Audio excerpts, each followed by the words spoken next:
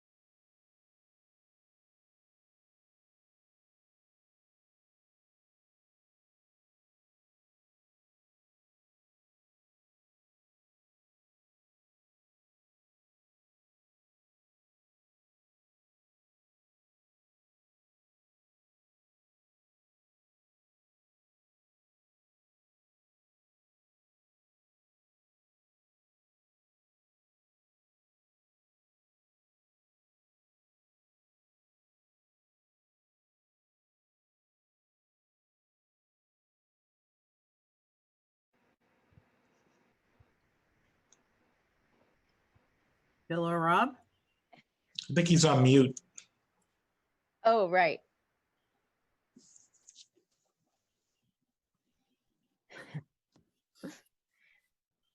That's So Carrie, I'm not totally messed up, but on the agenda, I realized that I put the website thing and we had actually decided to talk about that on Thursday. So if you want to do that, we can totally I can say that again when everybody else is on the meeting too. But sorry, I was no, looking that's at fine. That's this fine. morning and realized. I took the whole weekend off. I didn't work at any of my jobs and didn't look at email and Good job. Yeah, it was good. I haven't done that since May. So it was good. So no, so all I was going to say was, yeah, let's kick that to Thursday. So thank you. Yeah, well, we had already said that and everyone agreed to it. And then I just didn't remember when I was making the agenda. That's okay. That's okay. We took the weekend off too. It was really good to do. Yeah. Good. Yeah. How was the beach yesterday, Eleanor? Yeah, it was. Yeah. It was nice. I mean, so I have two kids. One is he's almost 10 months old. And after a little while, we were like, all right, let's take this one inside. But the other one stayed out so long. I feel bad because we forgot his sunglasses. And so I think his eyes are like red. But he had a great time. I think he woke up this morning and he was like, we're not there anymore. Oh, But that's awesome. how about you guys? How are your weekends? I snuck down to visit college friends in Situate after our meeting Thursday night, and we were down there. We got about 24 hours, so it was really nice, very relaxing. Good. Very relaxing. I had a barbecue with some Paula. friends. Oh, nice. Yeah. Sorry, I missed that. I had a barbecue last night with some friends. Very nice. I like cooking, so that was enjoyable. Yep. That's great. Hi, Paula. You're frozen. Frozen. Jean, did you do anything fun? Or... What did I do? I worked Friday. That just keeps happening, doesn't it? Yeah. Yeah. But we also cook, obviously. So yeah, I was gonna say, I don't know if you know this, Rick. Yeah. Jean's husband owns a restaurant. Oh, really? Well, we have a family business. For both of you. Donuts. Yeah. Oh. But we had several restaurants over the years, so we're not in that anymore, thank God. A tough business. Yeah. Sure. But we cook like we still own a restaurant. So we had some friends over Saturday night, which was nice. Nice. We've enjoyed our deck so much this summer. It's unbelievable. More than ever. Yep. Yeah. And yesterday I rested the whole day. Good for you. Good. I haven't done that in a long time. Yep. Self-care. Very important. Mm-hmm. Good morning. Can anybody hear? Hi, Yeah. Paula. Yep. Now we can hear you. How are you? You're freezing a little bit though.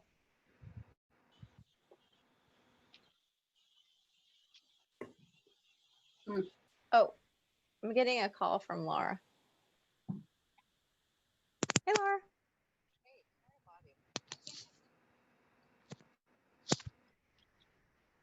Oh, weird. Do you want me to, I can just send it to you on the phone. It's You a can pretty text it. bad connection. Yep. Yeah, you. Are you live? Was there a problem? Yeah, she said she couldn't get into her calendar for some reason to get the phone number, so I'm just going to text her the Oh, phone number. How's that, Paula? Better. Thank Good. you. Hi, Kevin. I see Hey, everybody. morning, everybody. Morning. morning. Morning. Good morning. I think RCTV is going to give us a countdown. Can you unmute RCTV?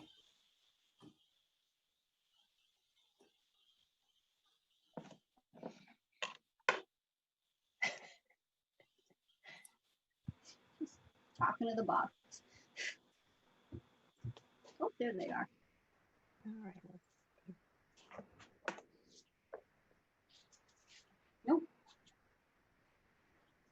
They unmuted and then they came back. Then they went back on mute.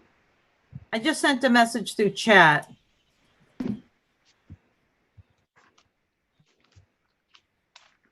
This is our first RCTV coverage of a Zoom meeting. Oh, here we go. They're saying you are ready to go whenever. So, Okay, I'm oh, almost here's done Laura. Here's Laura. texting the. Oh, whoops. She got okay. Hi, Laura. I'm still trying to text you the ID, so glad you got. I got in. Great, Sorry. Great. Great. Hi, Laura. Hello. Okay. Hi, all. At Hello, 10:06, hello. I'll go I ahead don't know and why call my the. computer wouldn't even let me into my calendar. Yikes. So at 10:06, I'll go ahead and call the Board of Health meeting to order.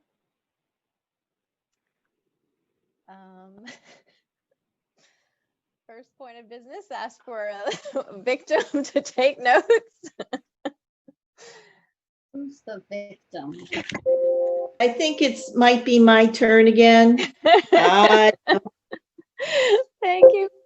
I don't dare volunteer until I straighten out what I did with the last one. Then I I'll know, get it. I'm so far behind. I on just notes. finished mine, and Oh. I'm going to post mine today. Good job.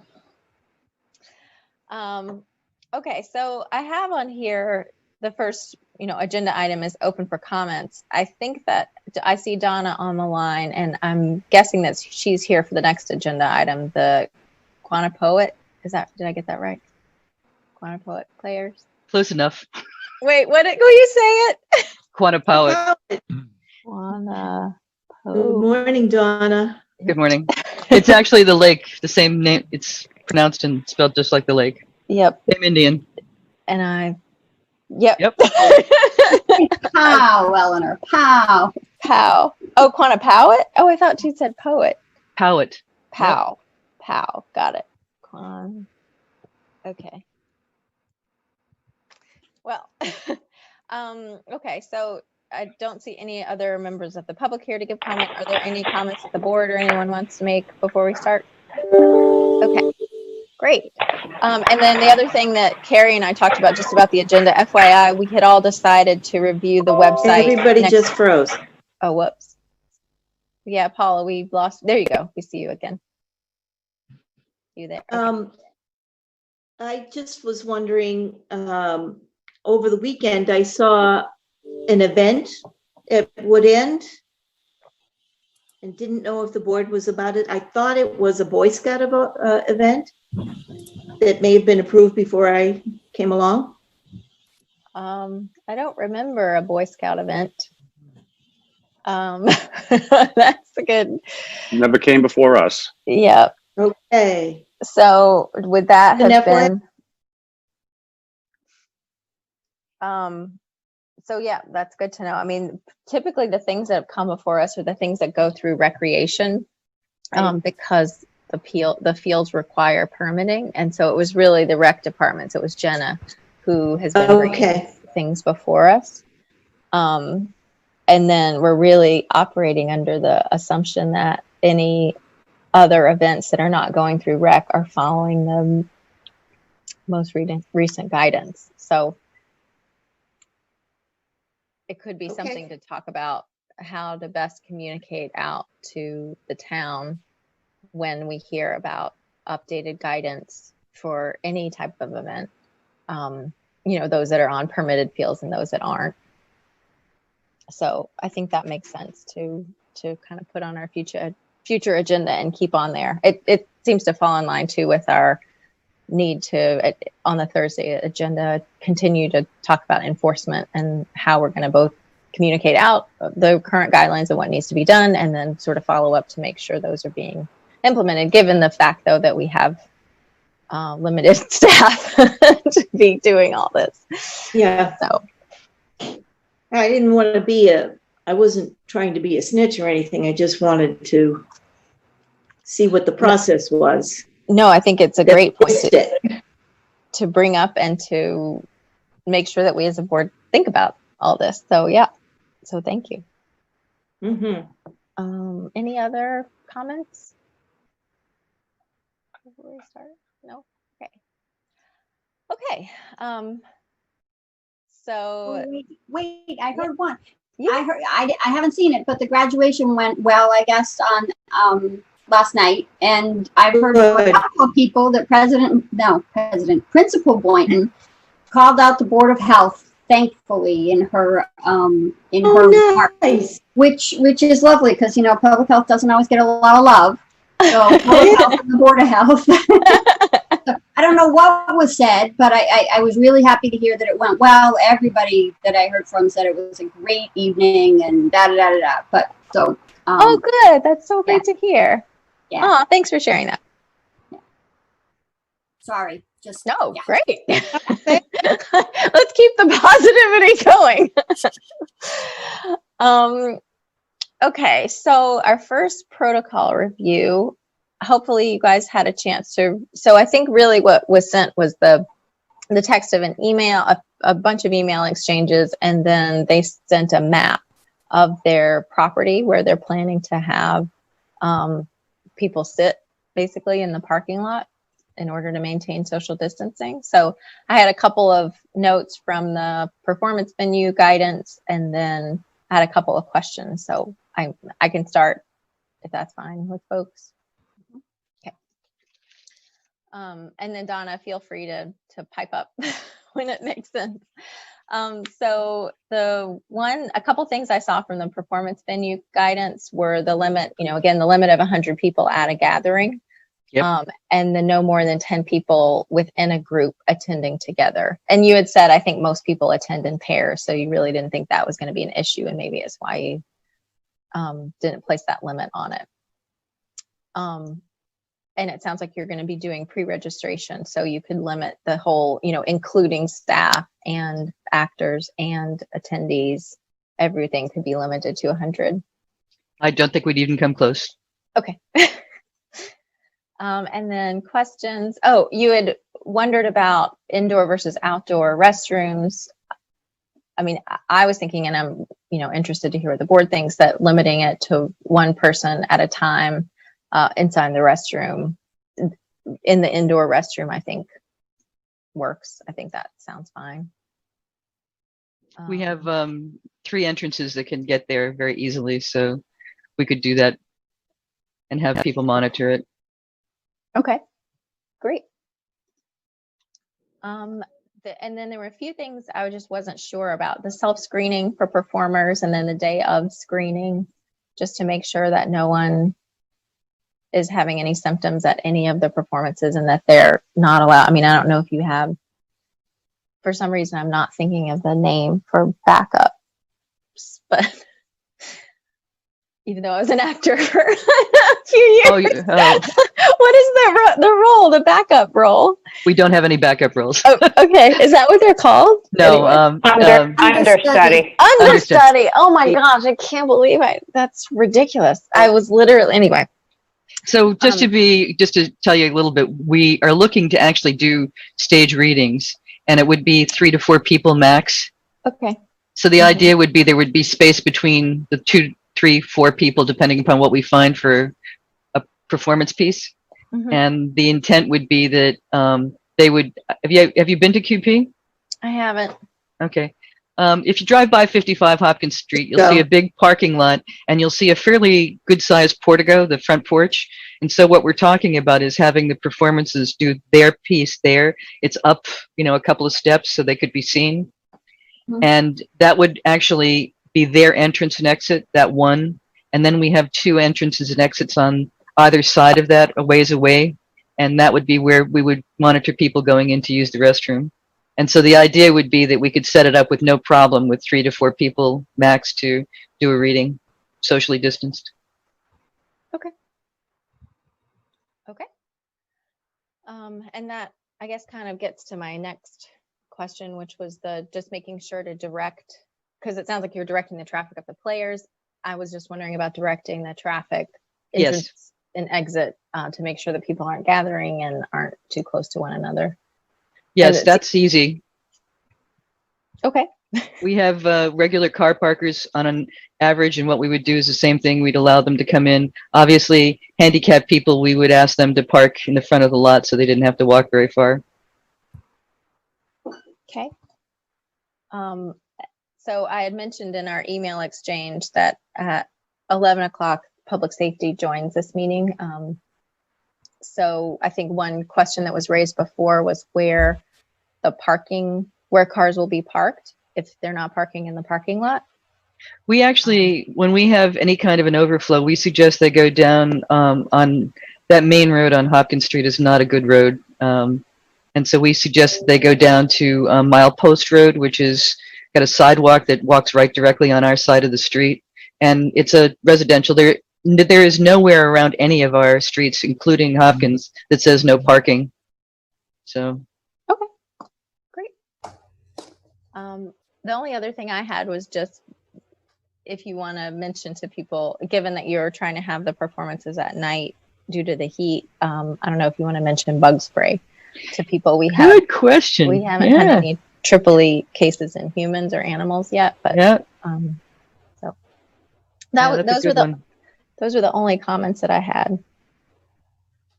I don't know what other board members, if you have any questions or thoughts about that. Yeah, Eleanor, if I may, I didn't. So I'm looking at the schematic, and maybe there's another piece that I just lost in my email, and I apologize if that's the case. But I just want to make sure that the performers are 25 feet from the audience. Yeah, yes. Okay. And if folks are going in and out for the restrooms, they're not going to cross paths with the performers and. Correct. Yep. Okay.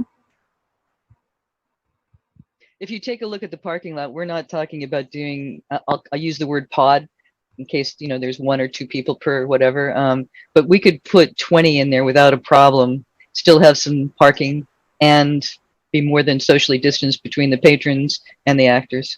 It's a big parking lot. Yep. Great. And it's not, it's dirt. It's not tar. So Donna, It's not gravel. Pardon me? It's not gravel. Oh, gravel, yeah, but I mean, it's pretty much dirt. Got it. so when you talk about having the patrons and sitting on folding chairs, I assume, and cars coming into the parking lot, that's the detail that I think public safety will want to understand. Yep. Because as a rule, anytime we have pedestrians, we worry a lot about the cars being there as well. So there'd be some, I'm not going to speak for them, but I'm going to suggest that there be at least a plan for how that's managed so that we don't have any conflict between vehicles and pedestrians. And we would also have to, as we always do, leave a lane for an emergency vehicle to come in. Right. We always do that. Okay. So what do you think the best way is then for Donna to be in contact with public safety? Should she, I mean, stay on the line until the command meeting later? Or, it sounds like we could make a motion or not, sort of officially approve the protocol. It sounds like we're all leaning in the direction of approving this, given what we talked about today. I guess, well, one question I had too was, is there any plan to pull permits, Donna? I guess the question would be for what? That's one of the questions Well, I had. If you have any kind of tent or any kind of, I don't know what you're going to do, shade. No tents. No tents. Okay. The tent would require a permit. There's no open flames. There's nothing Nope. that would require fire. No heaters or anything. No. The third thing there's no food, right? No food. No food. Okay. What about electrical? Are you having any kind of? We're not planning on anything. The actors are going to project.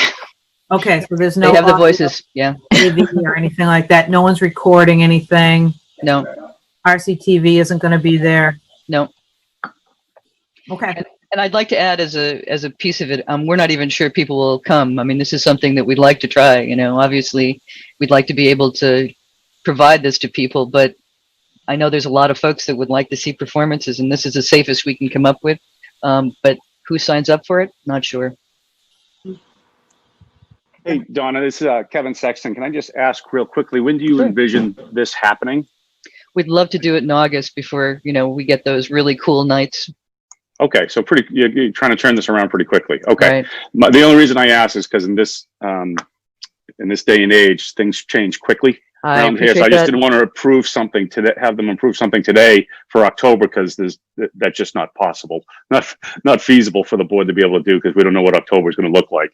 Yeah, what we're talking about trying to do is like a weekend of it. So we'd like to do like a Friday, Saturday, Sunday night maybe, or something like that, whatever you feel comfortable with. But I think the idea would be, obviously if people don't sign up, it's a one-shot deal. If people sign up. Right. Okay, that's great. Are there any more questions or comments? Nope. I can't believe I can't remember whether or not we've done an official approval in the past. I think that we have done, in some cases, we haven't always done it consistently. But yeah, this is an approval on private property. So yeah. Does the board even need to act? Or is this kind of like a blessing thing? It's a structural question I don't know the answer to. Right. I mean, so thinking about moving forward with anything related to private property, I mean, we have in the case of Austin Prep, it's come up that there's the Board of Health has an authority to pass or enforce the state regulation on that private property. Just sort of thinking about precedent, not necessarily about QP. Is this something that typically we put under the role of a chair and our health agent to approve? Yeah, we've done that in the past too. I mean, always sort of bringing it to the board. What I've been doing is really bringing things where if it's a different type of event that we haven't talked about, then I'll bring it to the board. Otherwise, the chair and the health agent have just approved it. Okay. So given that line of thinking, then we wouldn't have to do a formal approval here. So. Yeah, either or. It doesn't matter. I just was thinking out loud. Yeah, no, I think it's useful to think through that. Okay, so I think, Donna, then everything that we've said here, if that all makes sense and, you can do as you said that you're going to be able to do with all the stuff that we've talked about, then I think that it's fine from our point of view for you to move forward with this event. And what do you want me to do about the safety? Yeah, public safety would be the only contingency, right? So it wouldn't be contingent on us, but there's definitely, you would want to check with, I think we would want you to check with public safety, given that it's set up somewhat differently. And since we're not voting, we can't make it contingent. But yes, we can strongly encourage, right? That public safety, I don't know, that you check in. How does this work? Right. How's the formal process work, Eleanor, when you and Laura typically approve something? Is it like, is there a sign off on that you, or is it just I like email and say an email? Okay, I so it's just, okay. So then you can prove it with the, prove it contingent upon them working with public safety on the that details. email piece, yeah. Probably just be the easiest way to do it. And then just get, I'm not sure, is it Officer Scouten who does I've lost you all. public safety, Gene? Yes. So maybe we can share that detail with Donna, how to get in touch with Officer Scouten. Scouting. Sorry, I lost some of that. You all froze up. So Kevin, you were talking, how do we do this? Yeah, What I were was you just saying? and typically what Eleanor gave me back is that they just her and Laura just approve it via email. Right. Just say, okay, right. here's thanks for the plans, you're approved, go ahead. So I suggested Yeah. that be the way to do it, as well as add in the caveat, so long as they work with public safety, excuse me, on the Okay. operational setup of it. So that would be one of the conditions of the approval, right? Right. Yeah. I think that Well, makes sense. Yeah, I mean, the way that I was really thinking about it is that we just ask them to work with either Agent Scouting or public safety. Right. So, Yeah, I don't think there's going to be a problem on their end, but I know they'd like to have input. I can imagine. So I think you're right. Just putting the words "work with public safety" on the operation of it should be sufficient. Just tell me who it is and I'd be glad to contact them. You can just direct it to the chief and the chief can, Okay. okay. Just I guess include that for Donna, so she has the chief's Yep. email. Chief Yep. Clark, you can Or- find or- it right on the website. If you go to the Town of Reading website and go to police, you'll see Chief Clark's contact information. I could do that, Jean. Thank you.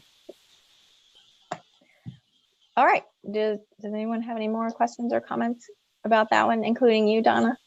No, I think I'm good. I just, one of the things that we are going to do, and I'm not sure I actually said this a couple of times, but obviously we're going to encourage people wearing masks the whole time because that, even socially distanced, that's the right thing to do. My question to basically you is there a nice way to enforce that? Signage. Signage? Yeah. Okay. Yeah. But I mean, I think announcing it. So Yeah. actually, let me look. I may have misunderstood. My reading was that you all were requiring masks. we are, but I'm Okay. asking for enforcement. What I found, I was actually in a hospital setting where a woman literally went off on the poor person, taking their temperature and trying to tell them that they had to wear a mask before they walked in. And so I'd never thought of enforcement before, but now I am.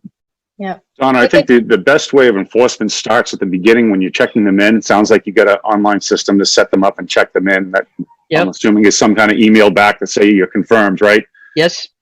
So, starting at that point, saying you're confirmed, here are the conditions upon arrival, and Okay. laying it out beforehand. And then, unfortunately, if you get folks that are screaming at you after that point, that's I'd find it hard to believe, but I won't. Nothing shocks me in 2020 anymore. So, but I think that's a good start. And then reminding people as they're checking in that they have to keep their mask on at all times. Yep. Obviously, you're going to run into the potential where somebody can't wear a mask. And that's okay as well too, if they need to from a medical standpoint. And I think you should also put in your email correspondence back about wearing the mask that if you see someone not wearing a mask, it's because they can't. Please don't get upset about it, because you don't want folks there, the night of, whispering and saying, "Why? I'm not wearing a mask. They're not wearing a mask." Yeah, that's part of it. Yeah. So yeah, I think part of it starts with that initial contact back to them, and then a gentle reminder and signage for the night of. But there is no, I'm being quite extreme here, but there's no one to call to say this person is acting out. And I mean, the situation that I was in this hospital setting, they actually had to bring security guards in. I was like shocked. Yeah, I mean, you're a private organization. You have a right to refuse anybody on your Okay. property. That would go through the police department. Okay.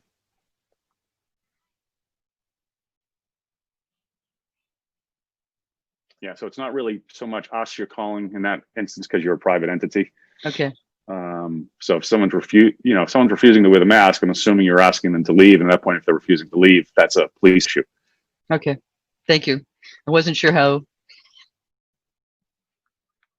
And I'm hoping it doesn't happen, but.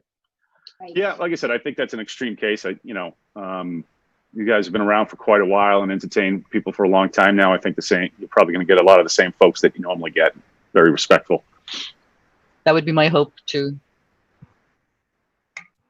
So just to capsulize what we said, I'm going to get in touch with Chief Clark to talk about safety and setup of parking, basically, and pedestrians. And the Board of Health actually is approving or sanctioning, whatever word you want to use, QP going forward with having this performance in their parking lot. Yes. Okay. I mean, I think the only additions to the protocol that I didn't see in there were the self-screening for performers in the day of, right, and making sure you direct the traffic so that people are, which, and you said none of this would be a problem, limiting to 100 people, 10 people within a group. Yep. Great. And then I will reply to that email, just giving you a formal approval so that you can refer to that, and I can just put Chief Clark's email address in there too. Thank you, Eleanor. I appreciate that. Yep, of course. Do you have any other questions of me? I don't think so. How are you going to advertise, just for people who are curious? Well, obviously we'd put it up on our website, and we'll Facebook probably is the biggest way we do it, because we don't have a season right now. This is an add-on, right? And then we would contact our patrons, our normal patrons, because they've been wonderful. We lost half our revenue last season, so it's pretty hard for us. We're kind of a hand-to-mouth kind of organization. And so one of the things that is been really clear in talking to all our patrons is they would love to do something, and we're hoping this is something they do want to do. So it would be, I would suggest more patrons, probably some theater folks, just because actors are gypsies and they go around to lots of different places. So I'm guessing that some of them will say, oh, theater, let's go. But other than that, yeah, it'll be patrons, basically, regular patrons. Great, thank you. Oh, good luck. Thank you very much. Appreciate it. Break a leg. Okay. Thank you. Yes, that's. Take care, everybody. All right. Bye. Bye, Donna. Okay. SNL football. So I don't know whether or not Jenna is joining us this morning. We were emailing just right before here. Okay, I don't see that she's going to be joining. So SNL players. So this is the big event with flag football that we talked about before, and kind of gave the yellow light to for planning. And the more that, so they've been moving forward with that, and it sounds like there was some confusion about what was and what wasn't allowed in the yellow lighting. The more that I've been thinking about it and reading about it, I am not sure that this type of event can move forward. So under the currently acting gatherings guidance, which I can, here, why don't I share this on my screen?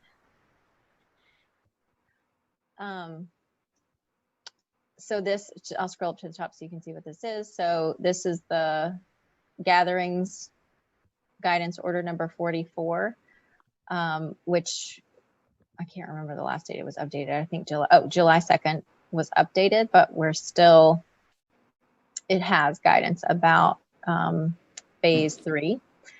And one of the specifically called out prohibited activities that's in phase 3 is outdoor organized athletic or recreational events that gather large numbers of participants or spectators outdoors are prohibited until further order.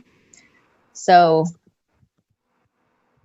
Jenna and I were going back and forth about this, and so I want to open it up to the board for a conversation about it. But my reading of this is that that event would be prohibited according to this guidance.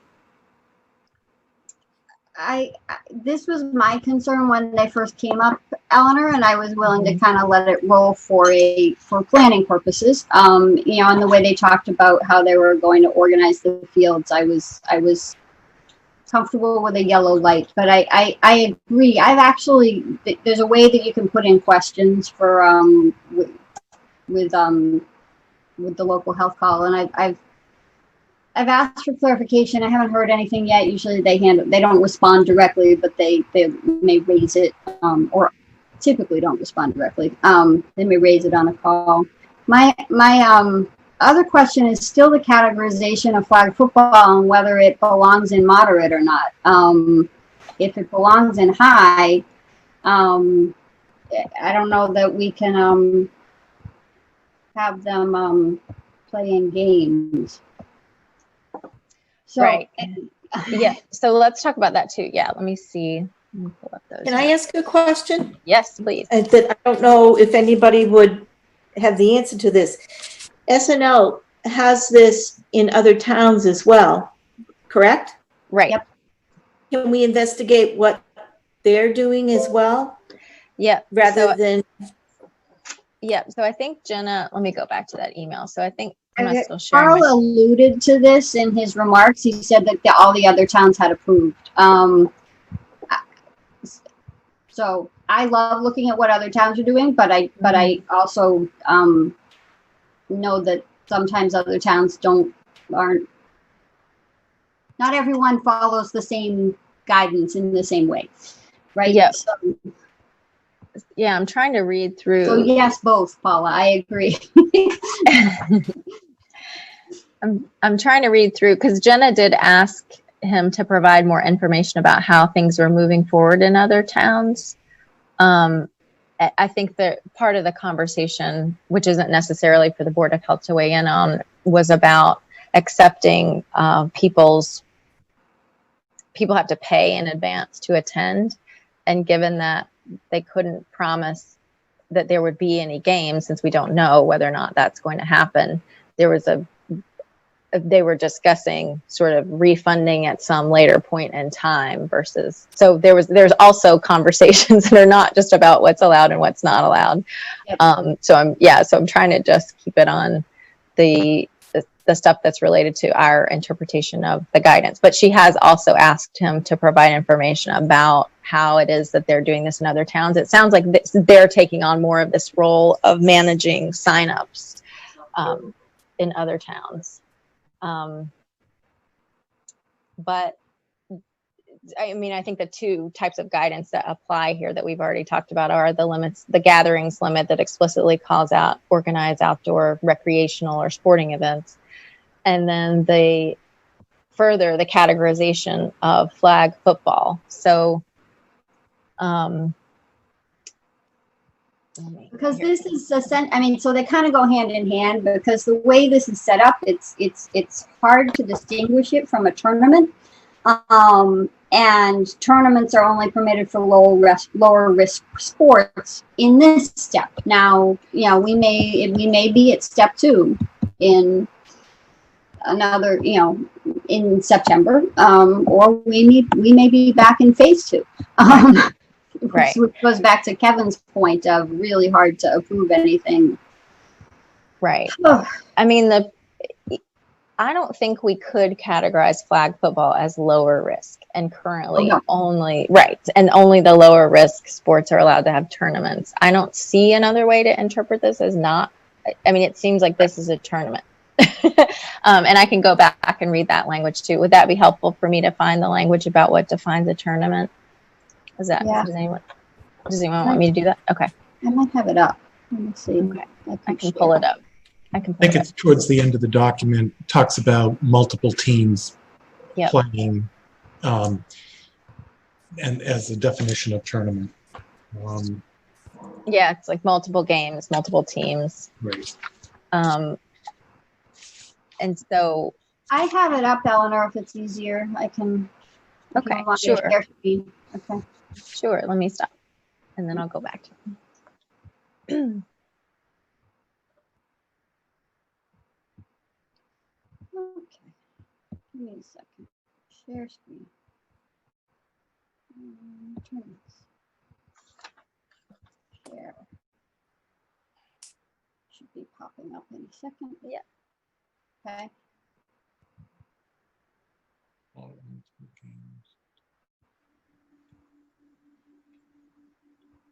Yeah, such as a course of a single day. Yep. Which is, sounds like And that exactly was- what they're doing. Yeah, because that And was so- the discussion when they were talking about that Austin Prep. They were calling it a tournament, but it was a single game each day.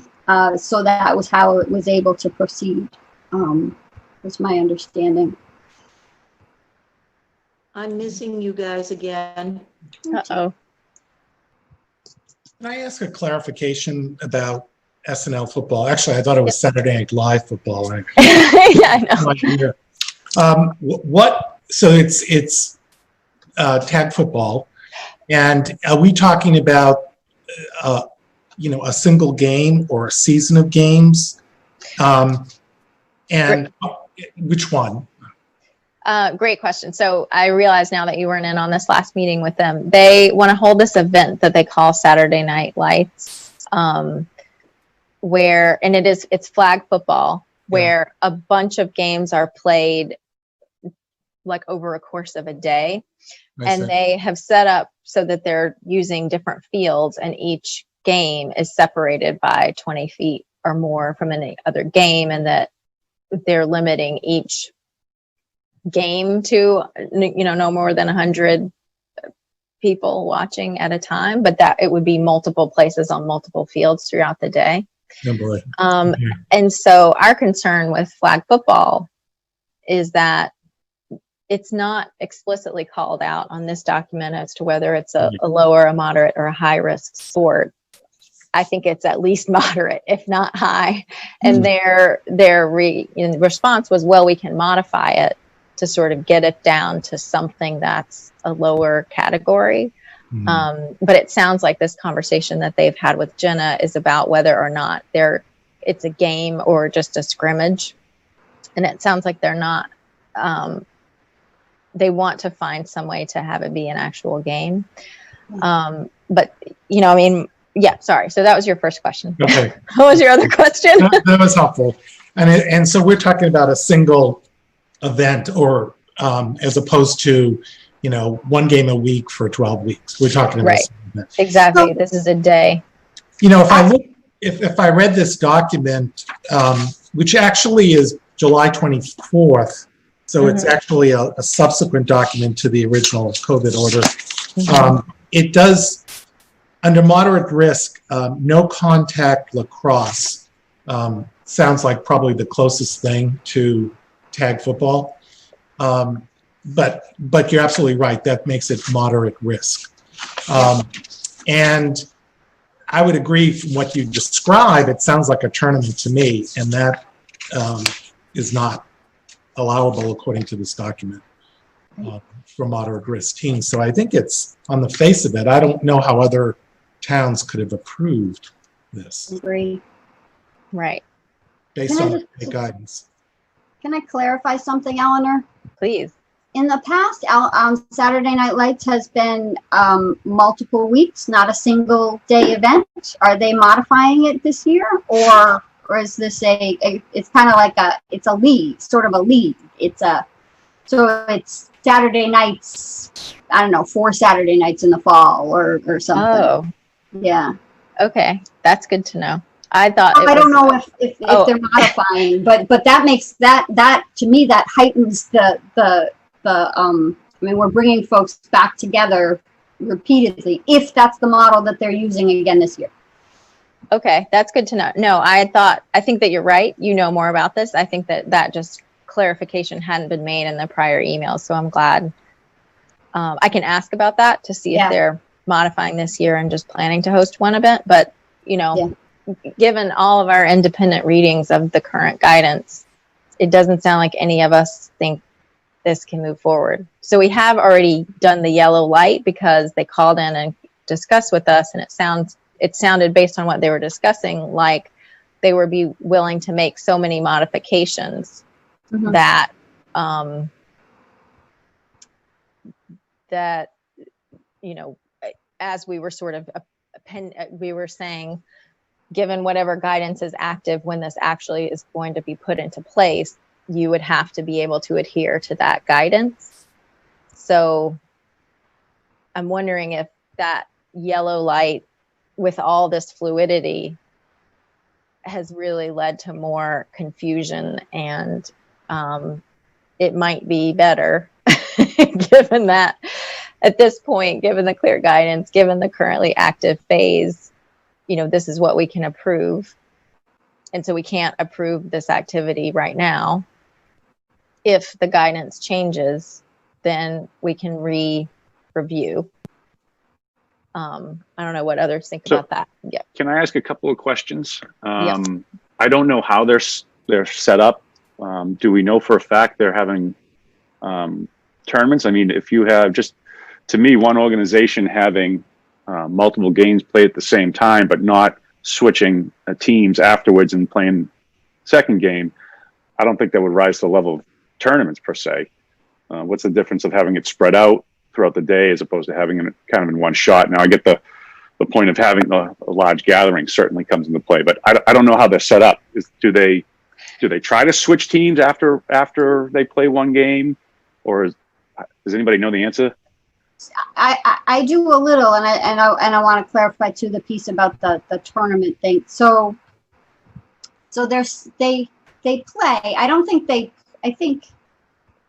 if they play, if like the winners then get to play again in the course. That I don't know, but they have multiple teams running at the same time, and that's what makes a tournament in the eyes of the voice of the designated at that point. I think that was the space I wanted clarification on,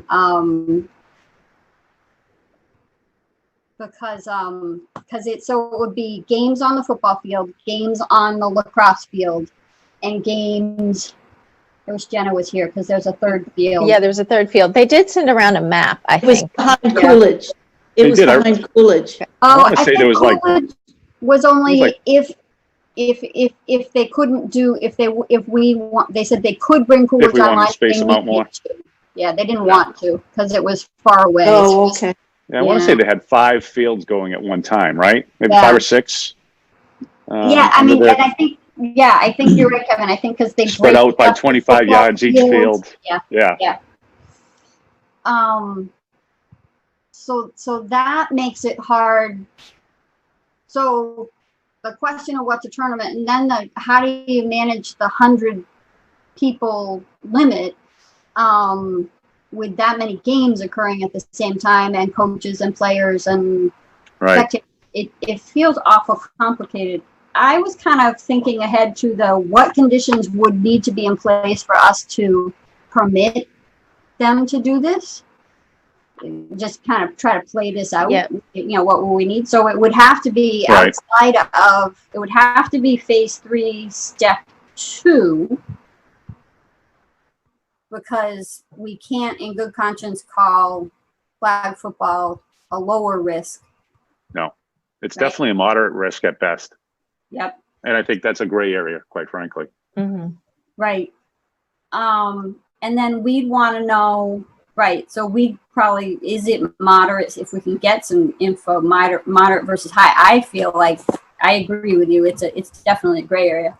So it would have to be into step 2, and they'd have to have some kind of detailed crowd management plan of how they were going to limit people. So, And I want to make sure that they're going sorry, to Karen. post the masking. Sorry. Yeah. sorry, no, I thought you were finished. I just want to get back to the tournament part where it says, it's a little shocking. It's a little confusing, the state language. Shocker. Consists of multiple games between multiple persons or teams that might include multiple stages. To me, that's kind of a surprising term, because why couldn't they have the football field as one single stage, turf 2 as a single stage, behind Coolidge as a stage, behind Wood End as a stage, and set up around town now you're bringing less people to each site. Right. So I think I'm confused stages by they're that part. referring to like a winner moves to another Right. round. Okay, so they're not talking about places, physical Right. places then. Okay.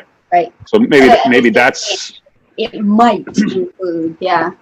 so But yeah, maybe I mean, that's if- a way to give them a heads up. Say, listen, we know you want it all on one site, but that's just not going to. It can't work right now. So if you need an answer from us right now, the answer is no, and that's stage. Step one of phase 3. The answer would be no. However, under this stage, if you spread it all across town and did it, that's a way you could probably get around that. So in that scenario, that would mean there would be a game at a field, and it's tag football, so there's automatically 22 players and probably a few coaches, so that leaves about 75 spectators max on a football field, and you'd have to space those 75 spectators out. If that was the scenario, a single game in a field with those arrangements, according to this guidance, that would be acceptable, even though it's a moderate risk sport.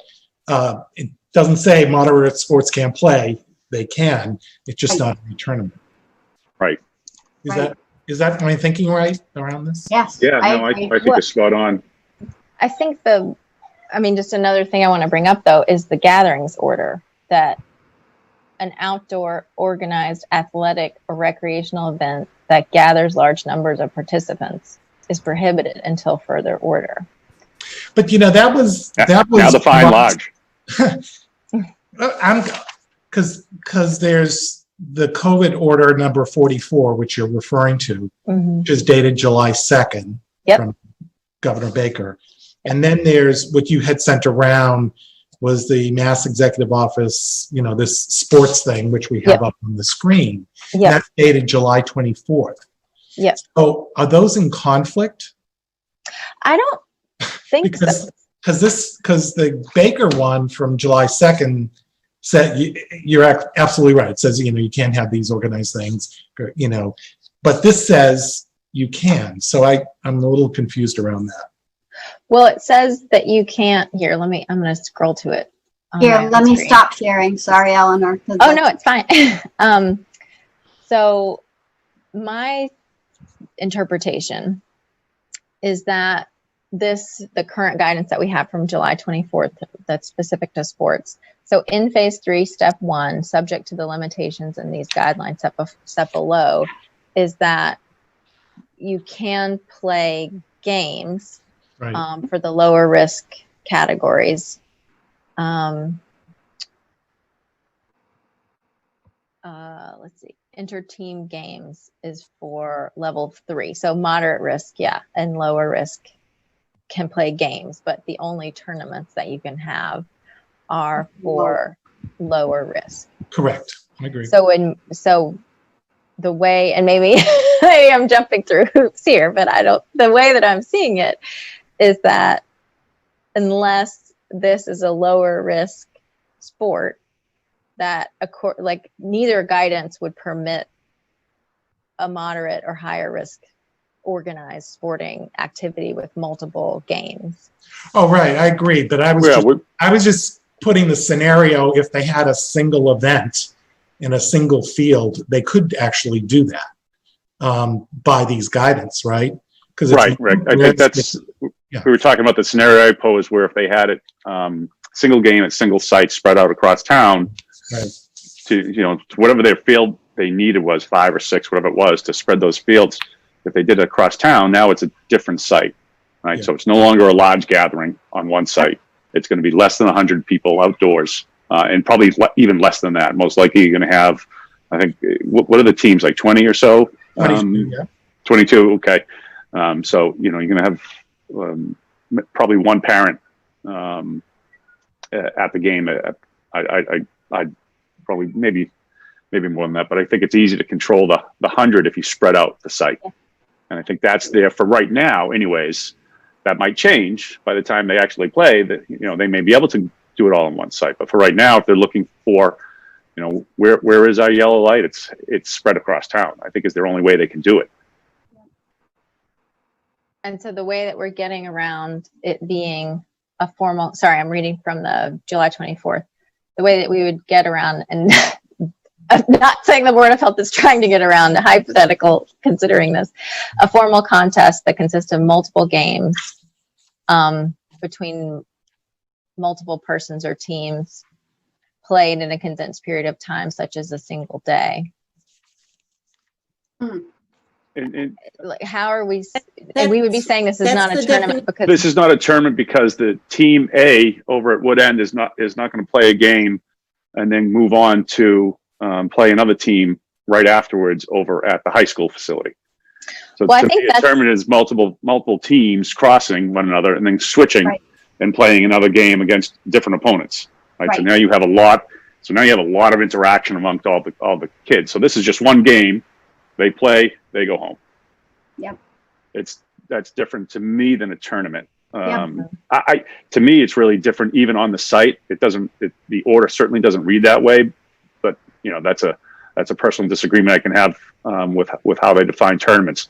Tournaments to me are multiple teams playing against one another, which means there's going to be a bigger cross section of people playing one team, then have to play another team, then have to play a third team on that same day. That's the way I've always, grown up in sports. That's how we've always defined tournaments.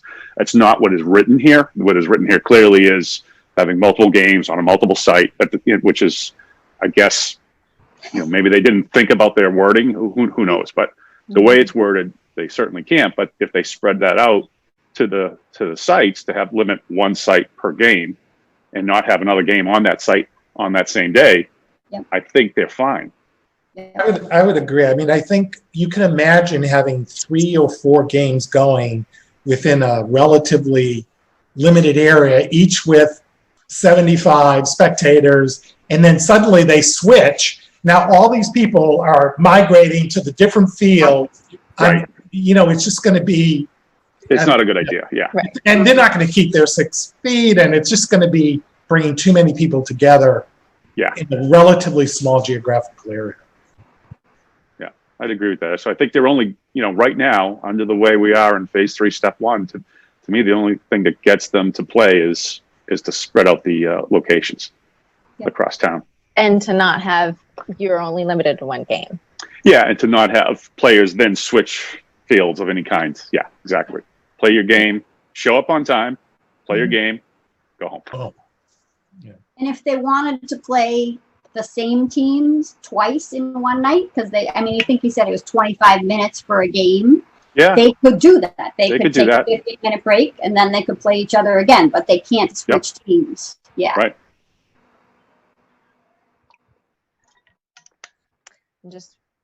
All right. I kind of want to summarize our thoughts to get back to them.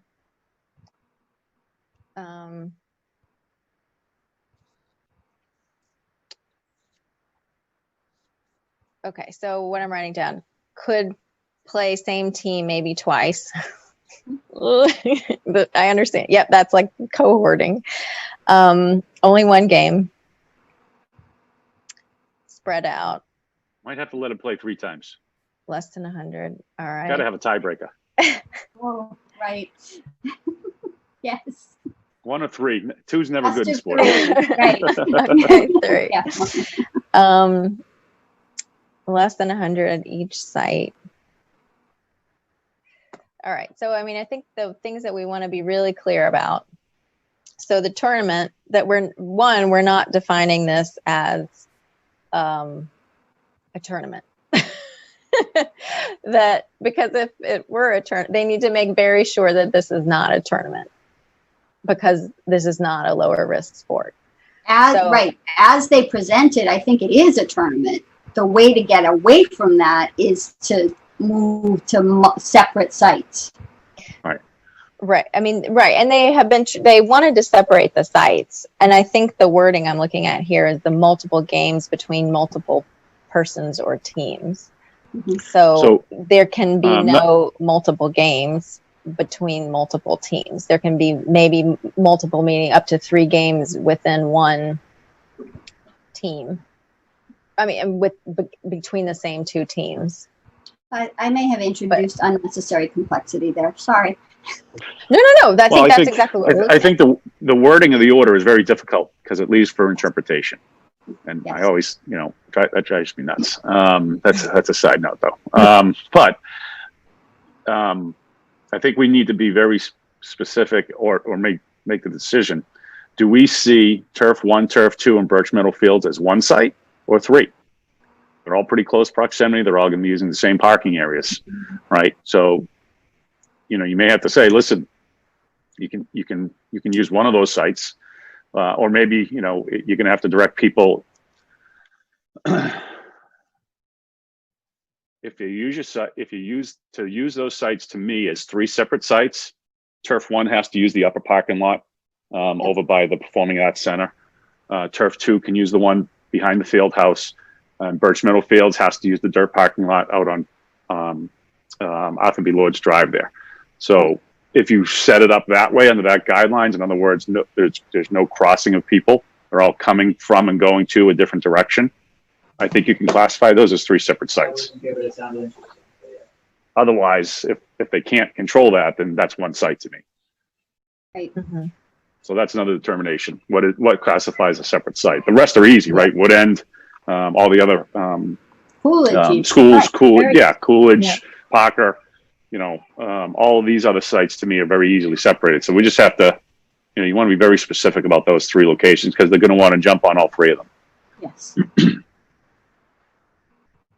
So I don't want to tell them where the games can't. I don't know whether You just want to tell them where they have to use need the to be parking. so separate with separate parking lots, or should we actually be saying Coolidge, football field?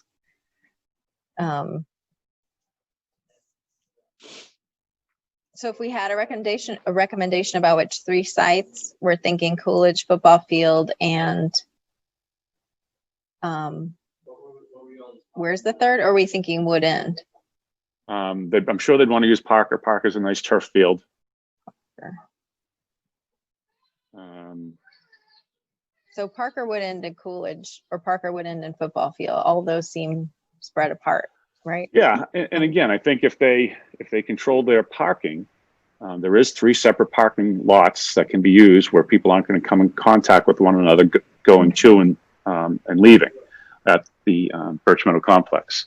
So if they wanted to use Turf 1, Turf 2, and the field on the other side of Birch Meadow, they could, but they have to make sure that people understand where they can and can't park. That they need to be those to keep them as separate sites, because once there's crossover, it's no longer a separate site. Yeah.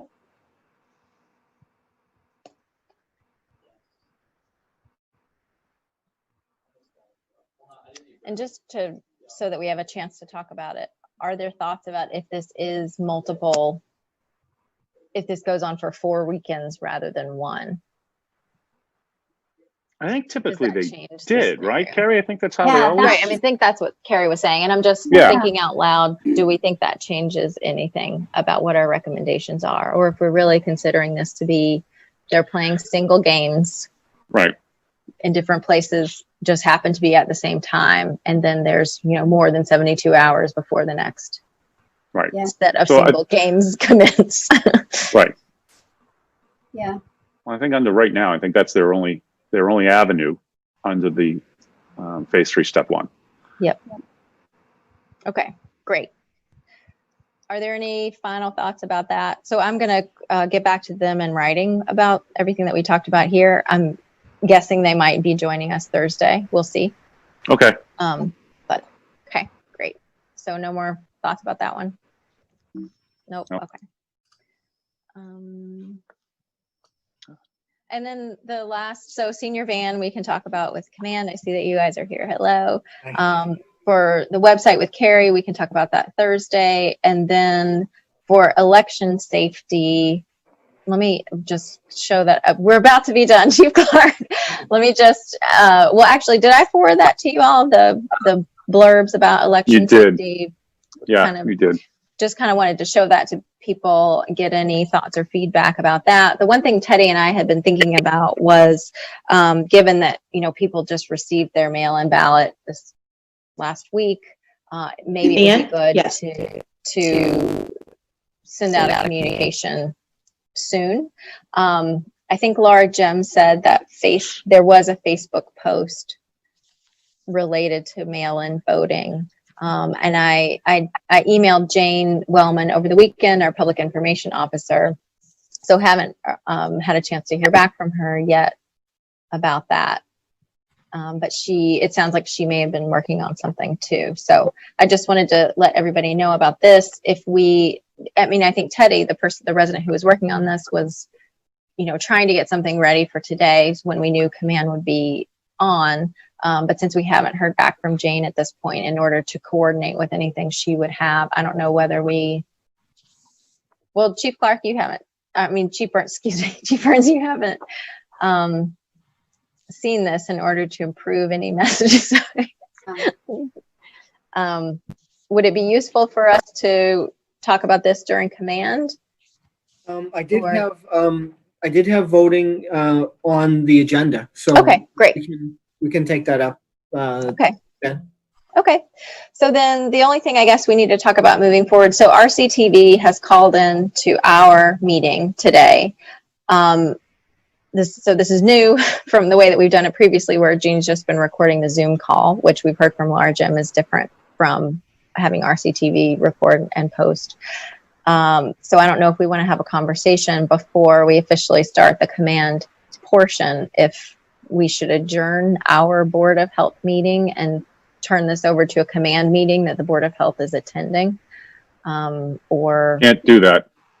okay. So that would mean that Not posted that way. Yeah. Right. So then we would have to adjourn. We could adjourn, right. And then only one member could stay.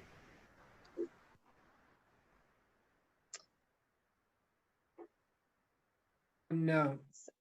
Does that make sense, Ellen? Sorry. Right. Yep. You heard me. Yeah. Okay. Right. So because otherwise you just have to stay on and continue the meeting. Right. For the whole board to stay anyways, again. And so command hasn't really had a chance to discuss. Yeah, for today's meeting, there's no reason why we just can't, there's no reason why it can't be covered with RCTV. So okay. There's no reason why the Board of Health can't stay, and then we'll just have our regular meeting. Yeah, I think for the most part, Chief, I don't think we come across sensitive material that would rise to that level of the public not needing to know about it. Correct. Not with these meetings we have. Yeah, right. I agree. Great. Okay, then we will turn it over to you. Okay, thank you. I thought we'd start today with Joe Huggins, the facilities director, to go over how he's cleaning and disinfecting the buildings. That's come up a couple of times, and I thought the board might want to hear from him on how he's doing it and how he would ramp that up as more people come back to the buildings. So, Joe, would you like to give us an overview of your program? Sure. So, since the early parts of the pandemic, the facilities department, and this is town buildings I'm talking about right now, we engaged our cleaning contractor to do extensive cleaning and disinfecting of the Main Street Fire Station, the Woburn Street Fire Station, and the police station, to get disinfecting of all the cleaning and disinfecting of all the fleet, the vehicles, and the station cleanings at all three of those locations. We did this in conjunction with the nighttime cleaning program that we have.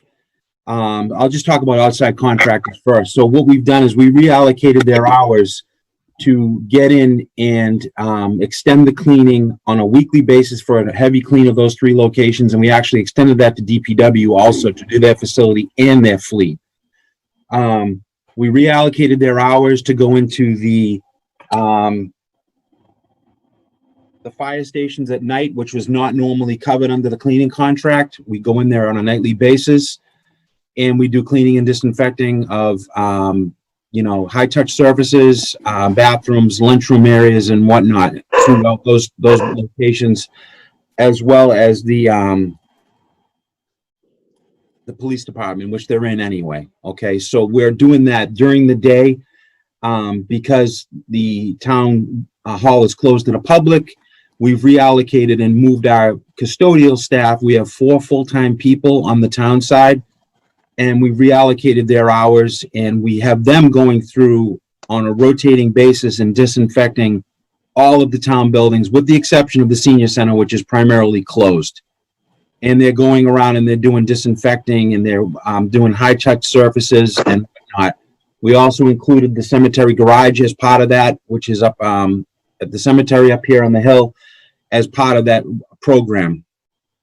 So what we've basically done is put 4 people that are employees of the town of Reading on a disinfecting schedule on a daily basis. So they're moving around within the buildings, and anybody that's on the call that works in a town building sees our people out there doing cleaning and disinfecting of all high touch surfaces. So we're doing that Monday through Saturday. We've got, the library has ramped up a little bit with their staffing, so they're in there also. So going forward, and a lot of this is going to depend on what it all looks like when town hall does open up. What nighttime meetings will look like, for instance. If nighttime meetings are going on, we have to figure out, in the building I'm talking, we're going to have to figure out how we're going to work that out. But for now, we're going to keep doing what we're doing within the buildings to make sure that there's activity going on every single day. They're using misting machines to do the cleaning of the vehicles, which we purchased. The school department purchased, I think we purchased 8 or 10 of those misting machines, correct, Gail? Yeah. That's And correct. we also are in the process of buying another round of these machines, which are a portable misting machine. And we like the ones we're using because you can put a couple of different chemicals through there, because there's a couple of different approaches. One of them is a food grade sanitizer.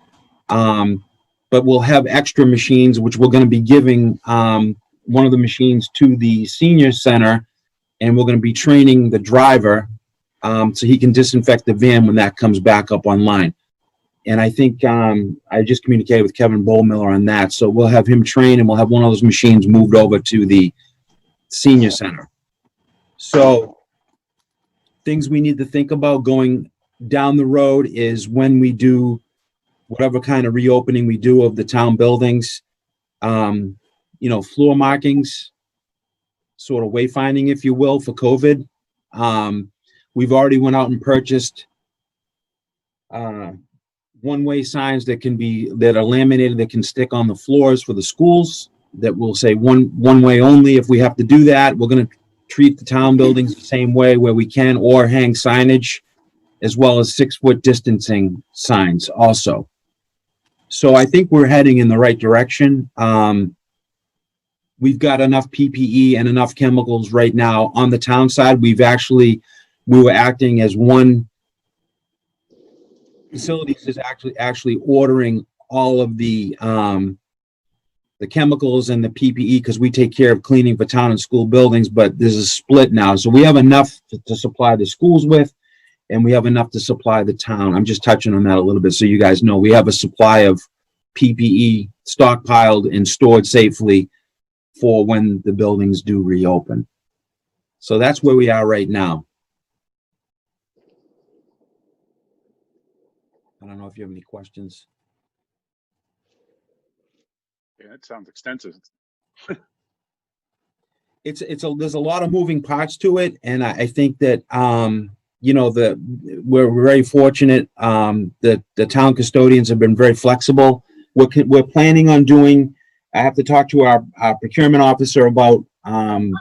There is procurement that's involved in this as far as extending our contracts out to do this type of thing. So we're going to do this as far into the year as possible. And what I'm talking about is the additional cleaning that we're doing at the fire stations, the PD and the DPW. So if we get to a point that we have to do a procurement with Allison Jenkins, our procurement officer, we're going to do that. But for now, we're going to go as far into the year as we can until we have to take that next step on that end. But our cleaning contractor has the manpower, and we've had very good success with them. They're doing a great job. Okay, that sounds great. That's great. Thank you. Thank you for that info. You're welcome. Joe, quick question. This is Mark Doxer. On the PPE going forward, and thinking about procurement, we've got enough stuff now, which is great. In terms of the expected demand, do we have a system in place to replenish? Is that already structured, or is that something we'll have to think about a month or two down the road? For town buildings, we did a calculation. Well, the school department, I've been working very closely with the school department, with Gail specifically on that, because we had there's a separate guidance for the schools through DESE. And we are pretty close to having what we think we need for the entire year right at this point. We did a large procurement at the end of the fiscal year, and we continue to work with Allison Jenkins on that. If you saw the field house, you'd see what I'm talking about, because there's a lot of it in there right now. I saw it. And there's also, the school buildings make up for 75% of the square footage of just over 1 million square feet that we maintain. So the employee, there's less employees on the town side, but we have enough for the town buildings also at this point, from what we think what our usage is going to be, to answer your question. And I think, Mark, to tap onto that, now that we're getting additional guidance from DESE, we know the areas where we have enough to start the year, but we're potentially need to procure more. So we've been working with Allison and Joe, because we have the masks, majority of the gloves. I think the stuff that won't be a big surprise are the gowns, which are virtually almost impossible to get. We have enough to start the year, but now that DESE has continued to come out with additional guidance, there's a few pockets, but for the most part, we made huge progress at the end of the year with everything we need. So there are I think the gowns are probably the only area that we're short on. The other thing too is that we have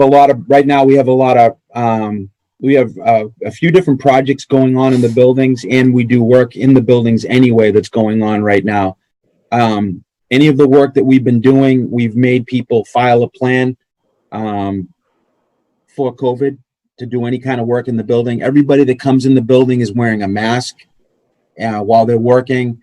If it's a project that has more than 8 or 10 people, I believe it is, they have to have a plan filed that we've gone through.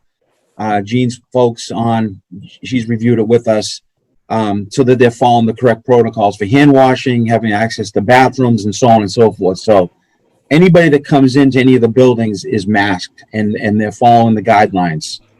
And we're not shy to tell people you can't come in unless you're properly equipped, period. So our maintenance guys and custodians follow the same rules too. School and town.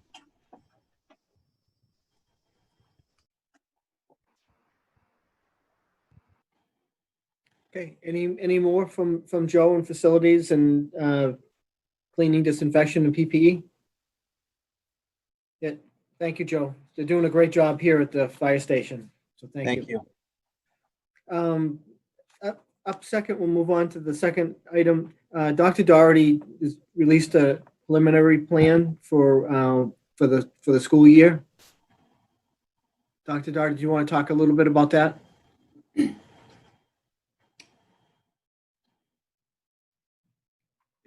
Sure, I'll be more than happy to talk about it. So the plan went out, we sent it out to the community over the weekend. And so the way that the state is requiring us to do this work right now, we're submitting what are called preliminary plans, 3 preliminary plans. One is a full in-person model using a minimum of 3 feet physical distancing. The other is a hybrid model, which is half the students are remote, half the students are in person at one time, and then they switch on a schedule. And then the third is a completely remote schedule. Those I have to submit by the 31st. What I sent out this weekend were drafts of those plans. I'm holding 3 staff forums and 4 community forums, as well as a school committee meeting Wednesday night to discuss and ask and answer questions or get feedback on those plans. So those are sent on the 31st to DESE, and then August 10th, we have to submit our final plans. On August 6th, the school committee has to vote on the plan and the model that we're going to at least start with, assuming nothing changes between August 10th and the start of school. I will say up front that some of the pieces of the plan do have to be bargained, because it does involve a change in working conditions. And so we're in the process of doing that. But essentially, the plan that we're leaning towards right now is the hybrid model. We don't feel, in facilities, and Gail and special ed did a exhaustive analysis of our classrooms and the capacity, student capacity of those classrooms.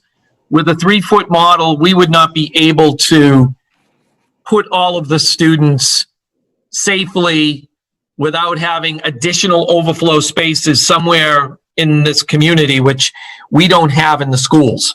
And that would also require additional staffing to for those overflow spaces. So we're focusing more on the hybrid model. That's what we're leaning towards. What we're looking at is a 1 week on, 1 week off model. So week 1 would be cohort A in person. Cohort B would be would be remote. And then we're actually going to have a smaller group, cohort C, which is going to be remote all the time. Parents do have the right to request that their child be completely remote. So we are going to have a small group of families, and we're not sure how many yet. It's going to be somewhere around 200 to 300, my guess, students that are going to stay remote all the time. Week 2, we flip-flop. Cohort B will be in person. Cohort A will be remote. Our in-person model is a 4-day-a-week model, full-time. And then the 5th day, which is Friday, is remote for everybody. What that's going to look like is that there'll be, that's also a time for teachers to be able to meet and plan. It allows the principals to have staff meetings. Essentially, if you're familiar with our elementary model, we right now have it on Wednesdays. That's going to be moved to Fridays. So that Wednesday half day is going to be moved to Fridays. So that's, in a nutshell, that piece. In terms of, we're working very closely right now with facilities to come up with the cleaning plan that we're going to be using. I know Joe is looking at different models with that. Our cafeteria piece, we're going to be serving lunches in 2 locations. And we actually, Gail and I just finished meeting with Danielle Collins from food service. We're looking at the students eating in the cafeteria and in the gym. So we will have setups in those 2 locations for the lunch times. And we're working out the details on what that looks like. I'm more than happy to answer questions on any of the plans, but right now our focus is the hybrid. Kevin wants to know if we're taking his kids back full-time. There are going to be a population of students that will be there. We have a list of students that are coming back full-time. Yeah. I actually do have just a parental question in regards to that. That's are you fine. guys, are you going to make sure that siblings are in school the same week? That's a great flip-flopping? Because Yeah. then you get parents that are never back at work, right? Yeah, no, that's a great question. So as part of the survey that we sent out last weekend, we did ask that question. Most parents would want their kids on the same cycle. We do have a small population that actually wants the opposite. But we're going to do it at the middle and elementary. We can probably pull it off. High school, we can't, because at the high school, we're looking at grade 9 and 10 week A, grade 11 and 12 week B. Gotcha. So we're probably not going to be able to do it at the high school level, but we certainly can try to do it as much as possible at the other 2 levels.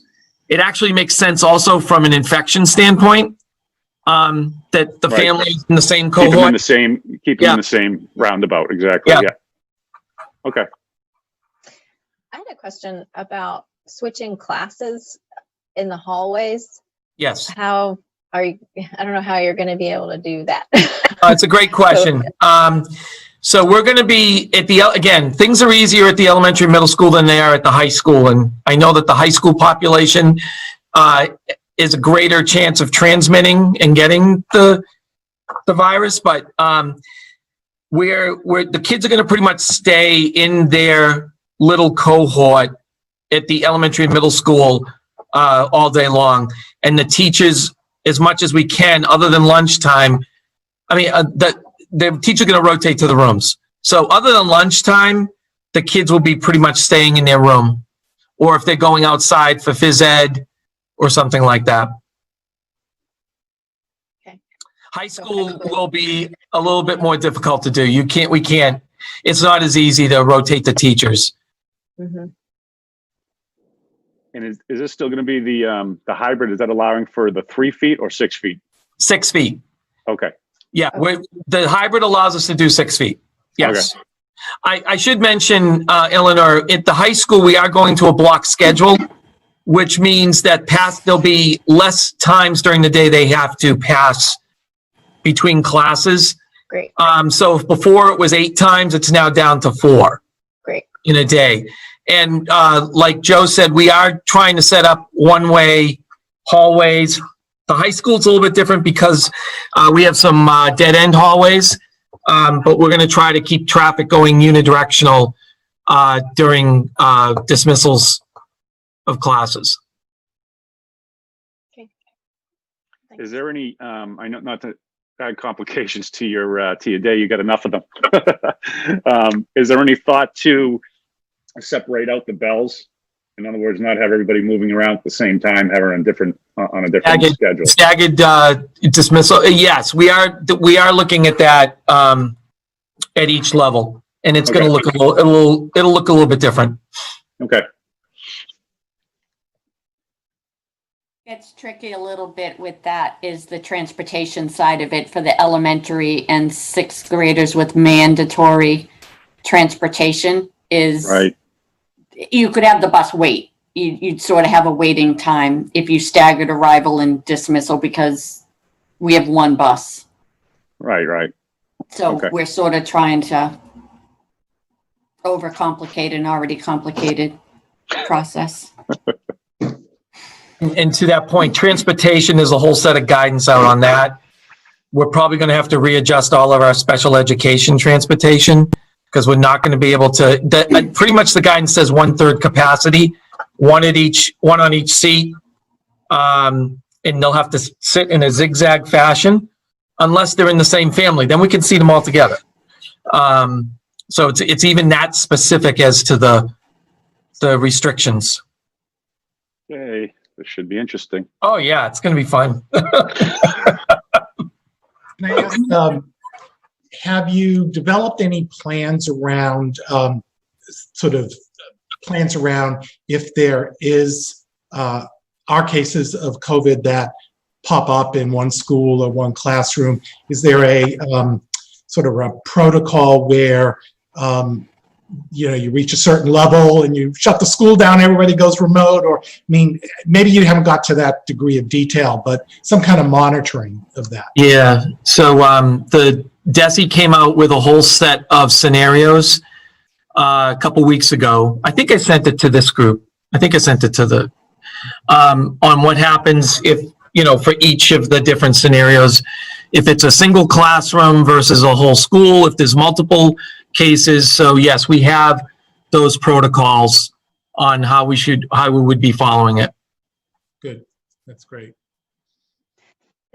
So I haven't actually introduced, so this is Dr. Rick Lopez. This is the first time that he's joined, I think, the command meeting. I think last Thursday was your first Board of Health meeting, so he has jumped right in. I don't know. Congratulations.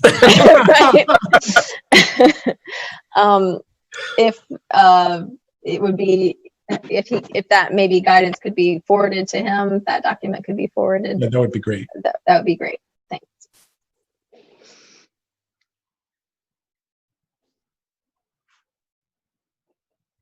Okay. Eleanor, I'll send it to you. Yeah, I was gonna say, Chief Perfect. Burns, do you want us to send Oh. that and the transportation to you to be disseminated? What's the easiest? Because we do have the official transportation guidance too. Just, you could send it to the command group would be great. Okay. Yeah, and then it can be disseminated from there. Great. Thank you.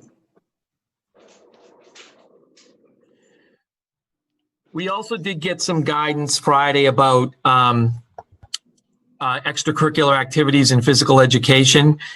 It's pretty restrictive right now, especially for band and chorus. Essentially, they're saying that unless you're outside and you're staying 10 feet apart, you cannot have band or chorus right now. We can't have band and chorus inside at all. And the only way we can have it outside is with masks 10 feet apart. Physical education, again, they allow inside, but you have to have masks and you need to be 6 feet apart. So there's a lot of restrictions on those right now. Athletics, I have no idea what's going to happen to athletics right now. The start date is September 14th, but I think that's just a placeholder.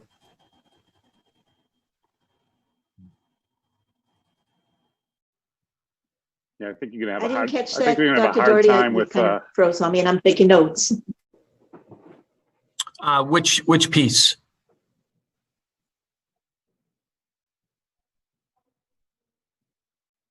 Might have been the athletics Oh, preliminary September 14th start date.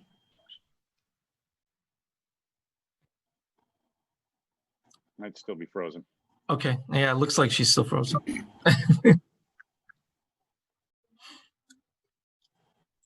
The PE guidance. Sorry. Oh, the PE guidance. So right now we can have PE indoors, 6 feet distance with masks. Outdoors, we can have 6 feet. No, 10 feet with masks, I believe.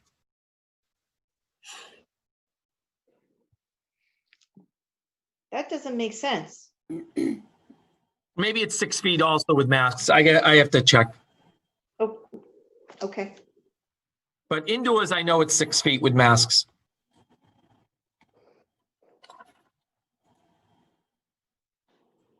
Thank you.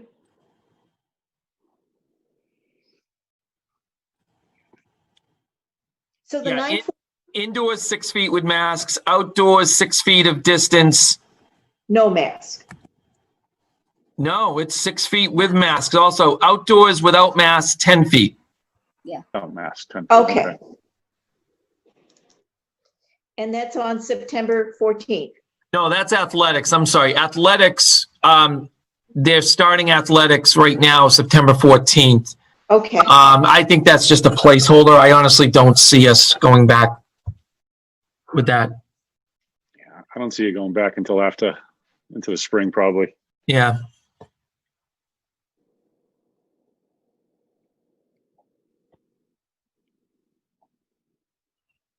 Okay, any other questions for Dr. Doherty? Thank you, Dr. Doherty. You're welcome. Next, we have just to discuss was voting. Last week, Laura set up the voting at the library and at the field house to see what it would look like with the help of the DPW and police department. And so I just wanted, and Paula was also there walking through as well. And from what I saw, everything seemed to work out well from those plans. Yes, Laura called back into our, I think Thursday night meeting. We talked a little bit more about things like requiring COVID testing at yes, no, or under what conditions for poll workers, offering for residents. But the plans that Laura submitted, I think we came to a conclusion about. A couple of modifications. Things that she's still thinking about are an isolation space for people who appear with symptoms, but we want to allow to vote. in both the library and the field house. And then I think in the library, she removed a few more voting booths in order to get under the 8 person per 1,000 square feet limit. One thing that just to throw a wrench into things, I was reading updated guidance last night about the space, the gathering limit, which did have, let me go ahead and pull it up. I have it here. For election safety. So we have been planning to have a limit of 240 people in the field house at once, which falls under the 8 person per 1,000 square feet. I think it's a 30,000 square foot space, but the gathering limit, which doesn't apply to elections, which says either 8 person per 1,000 square feet or 100 people in an indoor enclosed space. So I just wanted to bring that up for any consideration that we need to have, that while this guidance doesn't apply to elections, that's what Laura Jim has let us know. We are currently considering a model that has potentially 240 people in the field house at one time, which is not less than 100 people in an indoor enclosed space at one time. Never going to happen. So. If we'll be lucky to get 100 people in the field house at the same time.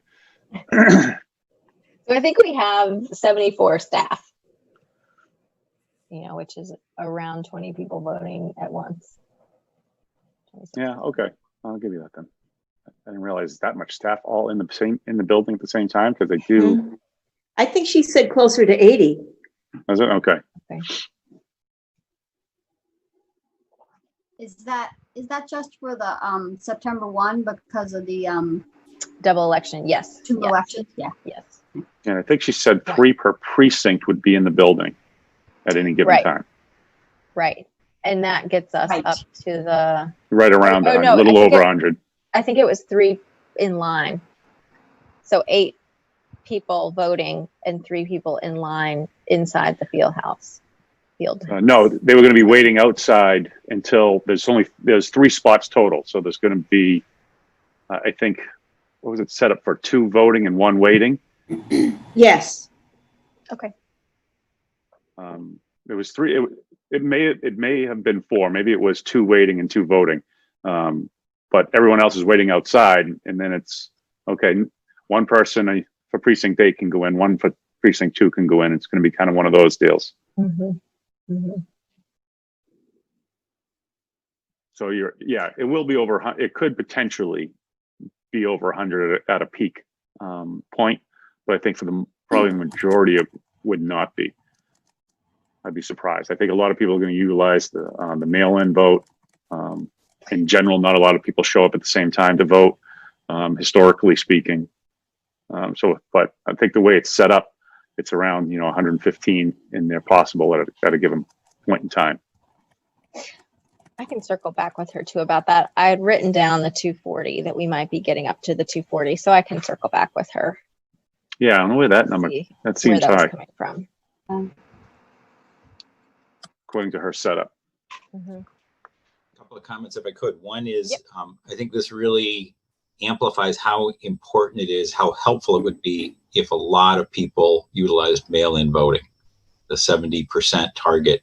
The more people we can encourage to do that, the better this flows and the lower the risks are. So I think we should maybe think about what else command would want to do to kind of get the message out. I know Laura is sending out lots of emails. I know the select board certainly is talking about it. Perhaps you can ask the other committees to do the same thing. But I wonder what else we might be able to do to kind of push on that.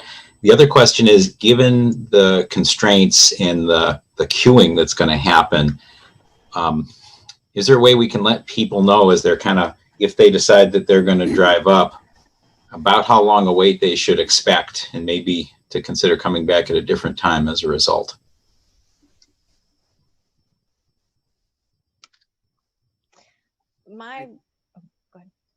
Go ahead.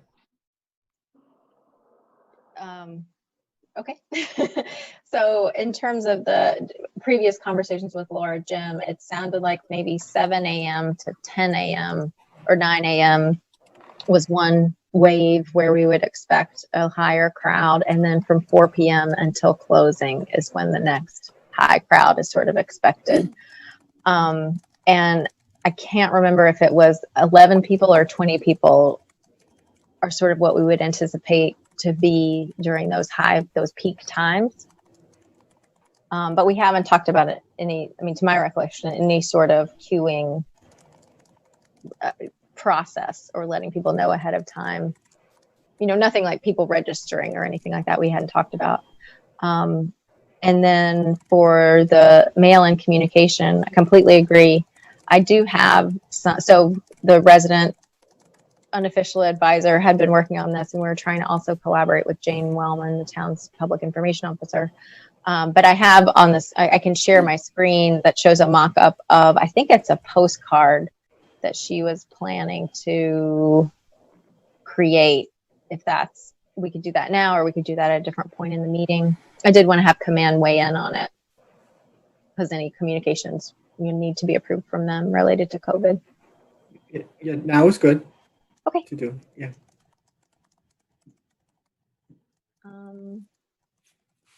So I haven't read through. So the thinking here, I think, was about a postcard that would go out. And I do think it makes sense to have as many communication channels as possible. I mean, all of us want to make sure that as many people as possible vote by mail.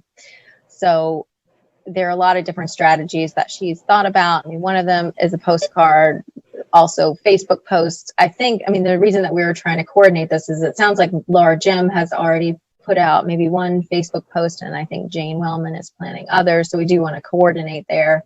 Some of the other thoughts that so this is Teddy Asher, is the resident who's put this together. Some more ideas she had were really kind of coming up with a catchphrase, something really short that businesses could also share. I don't know if it's sort of posting signs in their windows, or really just making it a whole community-wide effort that everyone is thinking about. Don't forget to do mail-in voting. I think the Chiron too downtown was another place. The where? The Chiron board that they have on the common. Mm-hmm. The message boards. Yep. Yes. Yeah. Yeah, we use those in the past. What we've used is the reverse 911 system, and then the town has several of the message boards. We'll put that up in key places. Yep. Obviously, Chief, you let me know what it wants to say, or if anybody here wants to know, tells us what you want on there. I can talk to Scout and we can put those message boards up around town. Just keep in mind, there's limited the amount of what can go on there per screen. So I have to kind of limit it, but if you tell us what you want, we can put those out when it gets closer. Great. Yeah, we were thinking at certain time points. She actually made a timeline that I don't have pulled up. I can pull it up if that's helpful, but sort of repeated messaging that maybe a few in the weeks leading up, and then in the days leading up, maybe that's the point to do the code red, because there's a date by which everyone needs to do that mail-in application. So kind of before those key dates is when we would want to consider code red and the message boards, I would think. Hey, this is Laura. What about a letter from the board right on the website where we list our COVID numbers, urging them to I think that's mail in? a good idea. Yep. Yeah, I think that sounds like a good idea. Yeah, I can draft that if board members want to. We could sort of come to a decision jointly, but I'm happy to take the lead drafting that, Laura, unless you wanted to. Okay. Eleanor, can we clarify on the date on that postcard card? I can't remember if it was Laura Gem or if it was another conversation that I was in talking about what the deadline for getting your application back actually is, because there's a little more time in there than folks are aware. And I'll actually I've had a couple of questions about where does your application go? And the application goes back to the town clerk, so that might be, right? Was that Yep. what you told us? Yeah, So that could be something to include in the letter too. yeah. So what I suggest is we have put together just a small planning group that would involve Jane Wellman as public information to craft a message, and then also the dates that the different messages will go out to the community. So it's a real communication plan. So the right message goes out at the right time, and we use the tools that we have.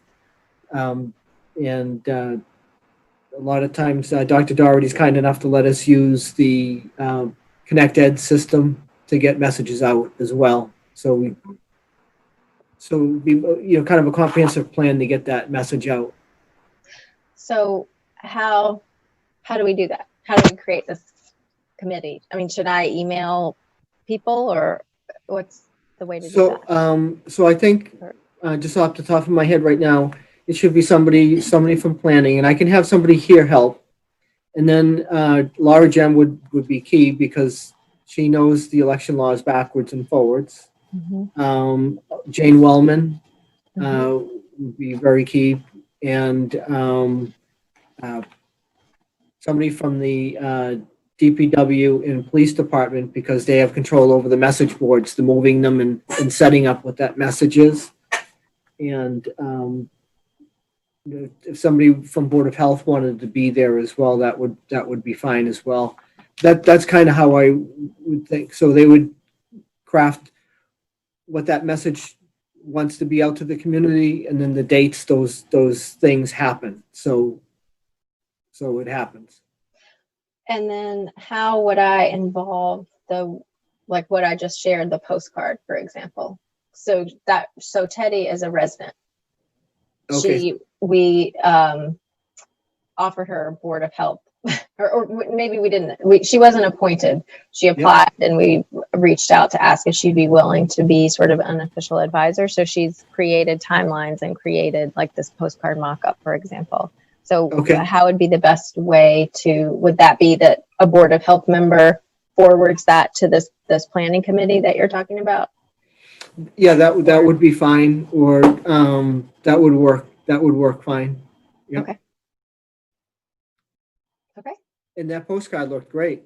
That's a big head start. A lot of times, we look to another community for some ideas and things, but having something like that is a big head start. And then there's a question, then we just have to coordinate, how that goes out, which and who pays for that distribution to go out too. But so thank you. I think that makes a lot of sense, and I've kind of written down as you were coming up with it on the fly there. I was writing down what you're saying. So who sets up this group? I mean, is that me reaching out to these people? Is that? So I think with this, it should come from command. You're part of command. So we'd set up a group similar to what I just mentioned. And that group would form a planning group for it. They'd come up with a plan and, and how they're going to distribute that message. Send it to command. Command would approve it, and then it would be put into motion. Okay. So me being part of command can move this forward? Absolutely, yeah. Okay, got it. Thank you. That's what I was trying to figure out. Okay. Got it. Thank you. And just if I could jump in terms of identifying the logistics of where does the money come from, who's going to physically assemble the mailing, we have to get a printer involved. There's probably at least a week's worth of lead time. If it's going to be above a certain threshold, we have to put it out to bid for printing. There's a procurement aspect to this. So there's lots of moving parts. It's not an easy matter for us to just create a postcard. So we have to think about that. And then it wants to be in the mail, I assume, by the middle of August. So looking at the calendar, if it wants to be in the mail, obviously the last date that staff would be available would be August 13th, which is a Thursday, because we're closed on Friday. So we would need to know all of these components from the planning committee really this week, no later than, and have it all mapped out if the goal was to get this in the mail by the 13th, and it's tight. Yeah. Yeah. I mean, we've been working on this for, I guess she's been working on it maybe 3 weeks. So it's great to now have a plan for how we can actually implement this. And it sounded like there was funding available last time we talked about this, which is good. We have an idea of what the cost is. Because that's gonna, there are all these levers on the procurement side that we need to worry about. Yeah.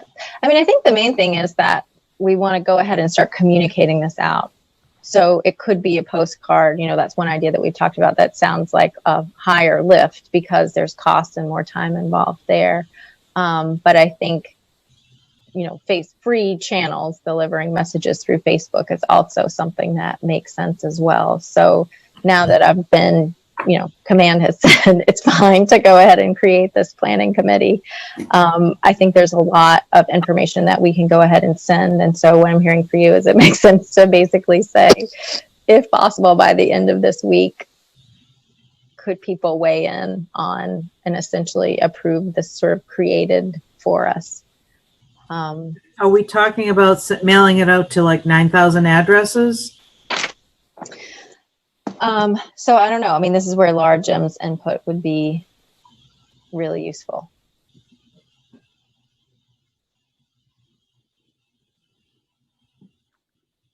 Yeah, and those are the things that planning will have to look at and see, is it what the feasibility is for everything. Yep. Right. And and how it gets done. Right. Because they can speak to the levels for procurement and bid processes, right, Jean?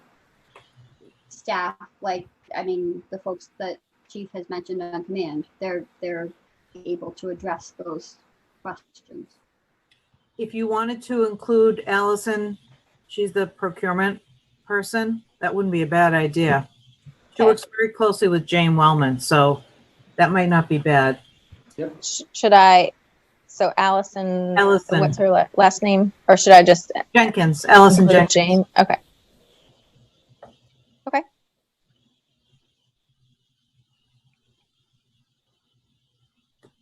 Great. Presumably, people who have been mailing into Laura's office their request for a mail ballot, she would have that number, and obviously those people would not need to get this postcard. Right. And if we're really lucky, it's several thousand, and that will reduce the cost. Yeah, as of last week, Thursday, was my understanding that she's gotten several hundred already. Okay. Yeah, so it could be, by the end of this week, it could be a few thousand. Great. But then the question is the time to cross-check. I don't know who would do that. Or if Laura has an ability to create a list from that, maybe that would be ideal if she does. Yeah. I mean, I think one thing for this planning committee to figure out is whether or not a physical mailed postcard makes the most sense. I mean, there may just be certain communities that we're not, groups of people that we're not reaching by a Facebook post. So one thing that we did with the survey was to email out information to a database of seniors because they didn't check the Facebook posts as regularly. So it could be that, again, if for cost saving reasons, we want to target a postcard mailing to go to people who may not hear the message another way. That makes sense too. But it sounds like these are all things that could be considered by this committee, and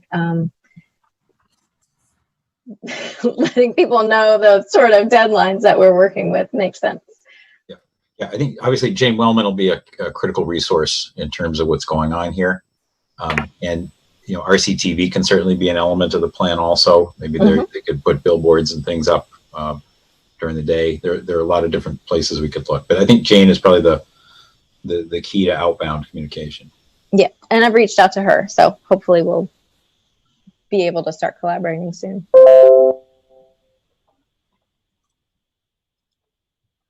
Okay. I don't have anything further. Okay. Okay. Thanks. We'll start working on that today, hopefully. All right. Then the next item under goal 1, determine residents that need assistance. Because of the heat level today, I did some inquiries to see if there was a demand to open the Pleasant Street Center as a cooling center, and I touched base with Elder Services, Elder and Human Services, Police Department, Fire Department, in the library, Town Manager's office, and we haven't received any demand, any requests as of now to open it. So, on one hand, it's concerning that it's so hot, but we don't see any requests to open it right now. And I don't know if anybody else has had any requests that it's part of this meeting to have it open. We've got our plan in place. We've got our PPE already over there, so we're ready to go if there's a need. The other thing we just started working on, thanks to the help from the school department, is a preliminary plan to get the senior van back in operation using the information from transportation for the school departments. But we don't have anything to send up for review right now for the health department. Okay, I had a couple notes from the previous guidance that was shared, and then just to circle back about the cooling center, you'd mentioned you were concerned that you hadn't heard from people. Are you thinking? Do you have thoughts about why maybe you hadn't heard from people? Do people think that it's not an option this year because of COVID, or do you think any outreach might help?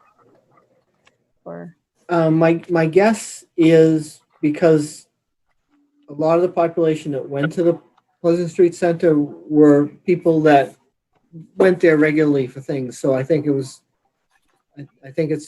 they know a lot of things are closed.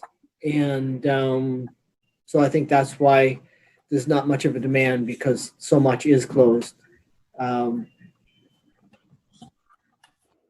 I know Elder and Human Services people are following up with their frail elders, reaching out to them to see if they have a need. And as of yet, we haven't got anything back from them. And there's probably just concern that they don't want to go to a public building with others for fear of getting COVID-19. It's the elders, we all know, at considerable risk for it. So they'd be rightly concerned about going.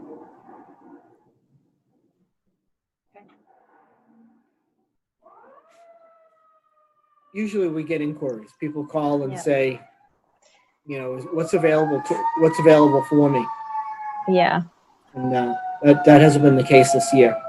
Right. I mean, imagine it's hard to get sort of the message right when you're doing that outbound communication to check in with people and let them know, we have put in place extra procedures given COVID to be able to open the cooling center safely. But I can understand people's concern. So anyway, I just appreciate you voicing that. Yeah, and maybe you can ask Elder and Human Services to get that message out to their people that we have developed a safe way to be able to open it if needed. Maybe that would help.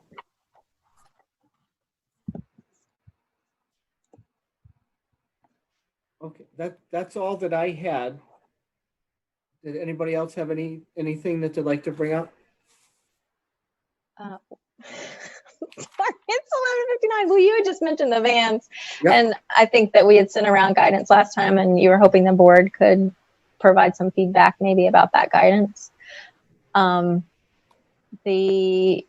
So this is pulled from that guidance, NRT. Is that the North Reading Transportation? Yes. Okay. Yeah. They had suggested temperature screenings, masks, and logs of users, and then the operators obviously being screened and wearing PPE, having the windows open, and cleanings between uses. Now my reading of this, something that the board has talked about before was, do we need to put plexiglass into the vans? You know, would that be going to all that effort? Does that make sense? And for my reading of this, you know, that's not what they were suggesting. I am wondering if it's possible to have one person per ride who rides 6 feet away from the driver with the windows open. You know, that's making a 6-foot distance between them for the majority of the time. Although I imagine a lot of these people are going to need help getting into the van.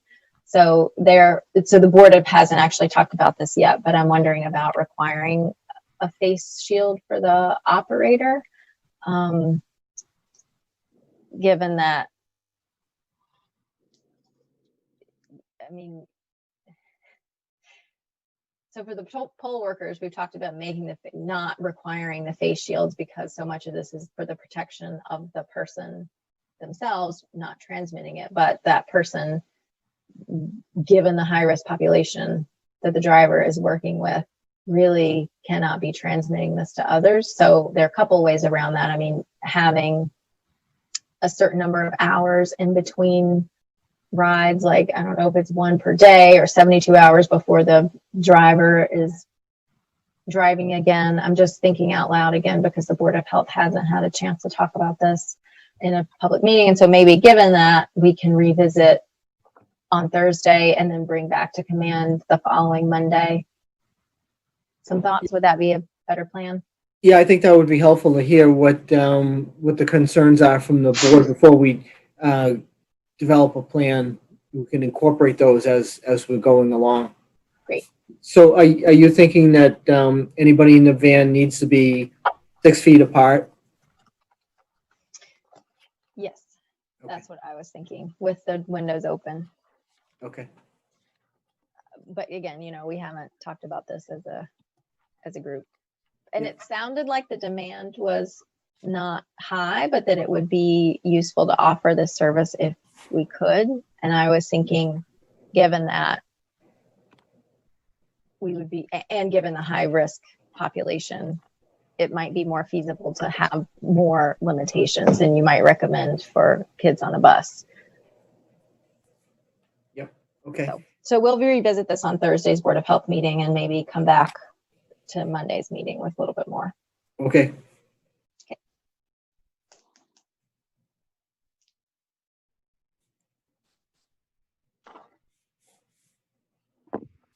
All right. Does anybody else have anything else? I just have one more thing. It's actually, I think it's a good thing. So we had graduation last night. Oh, right. Went really well. Went really well. So appreciate all of the guidance and support that we received from the Board of Health on that. But it was a very nice evening. The weather was perfect. It was great. It was really great. And everyone behaved. Good news. Good news. Great to hear. Yeah. Congrats. I've only heard great things from people. Everybody I've heard from has been really happy about how well it went. So congratulations. Thank you. Glad it worked out well. All right, that's all I had.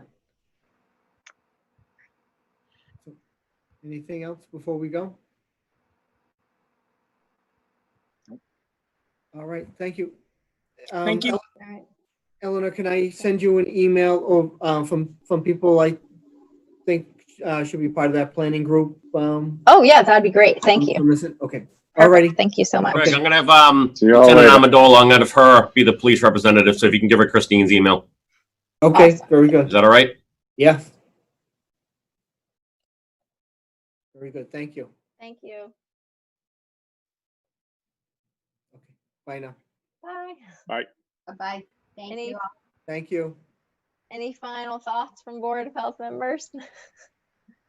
You got nothing. No.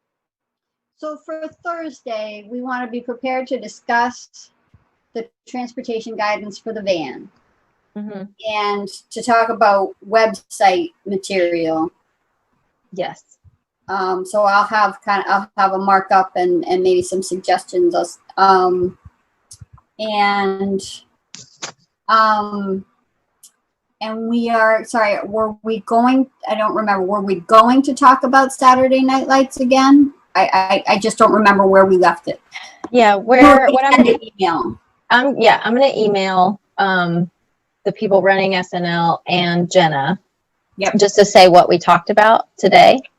And then can see based on that response. My guess is that they are going to want to call in on Thursday to talk about this more. That is a guess. I think that's better than a guess. I don't know if there's a way to have the board be included on or get forwarded that communication, but that would be helpful in case any board member was approached by anyone in talking about the issue, just to make sure we're all clear on the page. That's true. So how, Jean, could we Did you say that again? I was asking if it would be possible in some way. Say that again. I'm sorry, I missed it. Yep. I missed what Kerry said. Sorry. I was asking if it would be possible. It looks like you froze again, Paula. I don't know if you can hear me. You did too. I can't hear chat? Sorry? Want to send it in chat? So sure. Paula, I'll put it in chat, but what in case you can hear me, I was asking if we could somehow have the board get the communication just in case the topic comes up in individual discussions. Yeah. Okay. So what I think I could do is so I'll reply and then I can forward that to Laura, who can forward it to you. And then any subsequent communication that comes back from them, I can forward to Laura. I do have a question about them while we're on them. Yep. They usually have quite an abundance of food. They've got a great vendor that always sticks to the program, but we might want to decide or discuss if they're going to be allowed to have food this year. Yeah, they said no food this year. Yeah. They said no food this year. Oh, they did say it? Yes. Yep. Oh, thanks. Thank you, because that's important. So yes, but they were ahead of us on that. Yeah. They were, and I missed it. Thank you. So, Ellen, did you envision them wanting to call in because of pushback from what we just laid out? So I think if we get them up and running, they're gonna be pretty happy about it. I think the different site venue shouldn't be an issue for them. Right. Well, I think I was just thinking that through this process, they have wanted to communicate and be part of it. And so I was anticipating that maybe they just would have more questions and would want to clarify. Also, there's a separate issue about the fees and whether or not rec is going to be granting permits and charging people for the event. So so anyway, so no, I don't know. Right, but I mean, I understand your point that we're basically trying to find a way for them to be able to move forward. I think it's just that's what we thought last time, and the way that the communications have gone. It may be that we all want to be on the same call and clarify exactly what we mean by games or, not scrimmages or with. That's why I bring it up, because what we read through today was a little vague. And there's some gray area for interpretation. So if they feel like that, there is some there, just to have some good qualified sources to show otherwise, maybe a good just information to give them. I have been asked to communicate with. I've been approached with questions individually, so that's why I'm asking. Okay. They're trying. I think folks are trying to get ahead of and understand what the issues are, but I have been approached. Mm-hmm. Okay.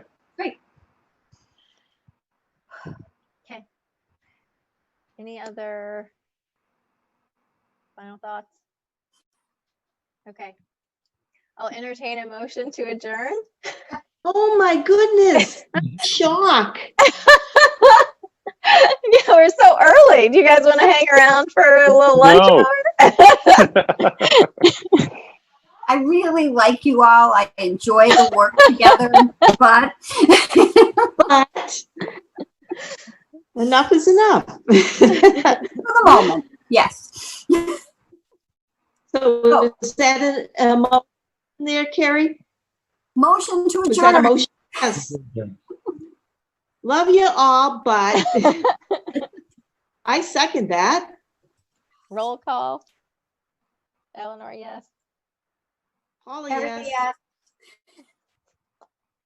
And we'll see you on Thursday. See you all later. Hey, Bye. Have a good week. week.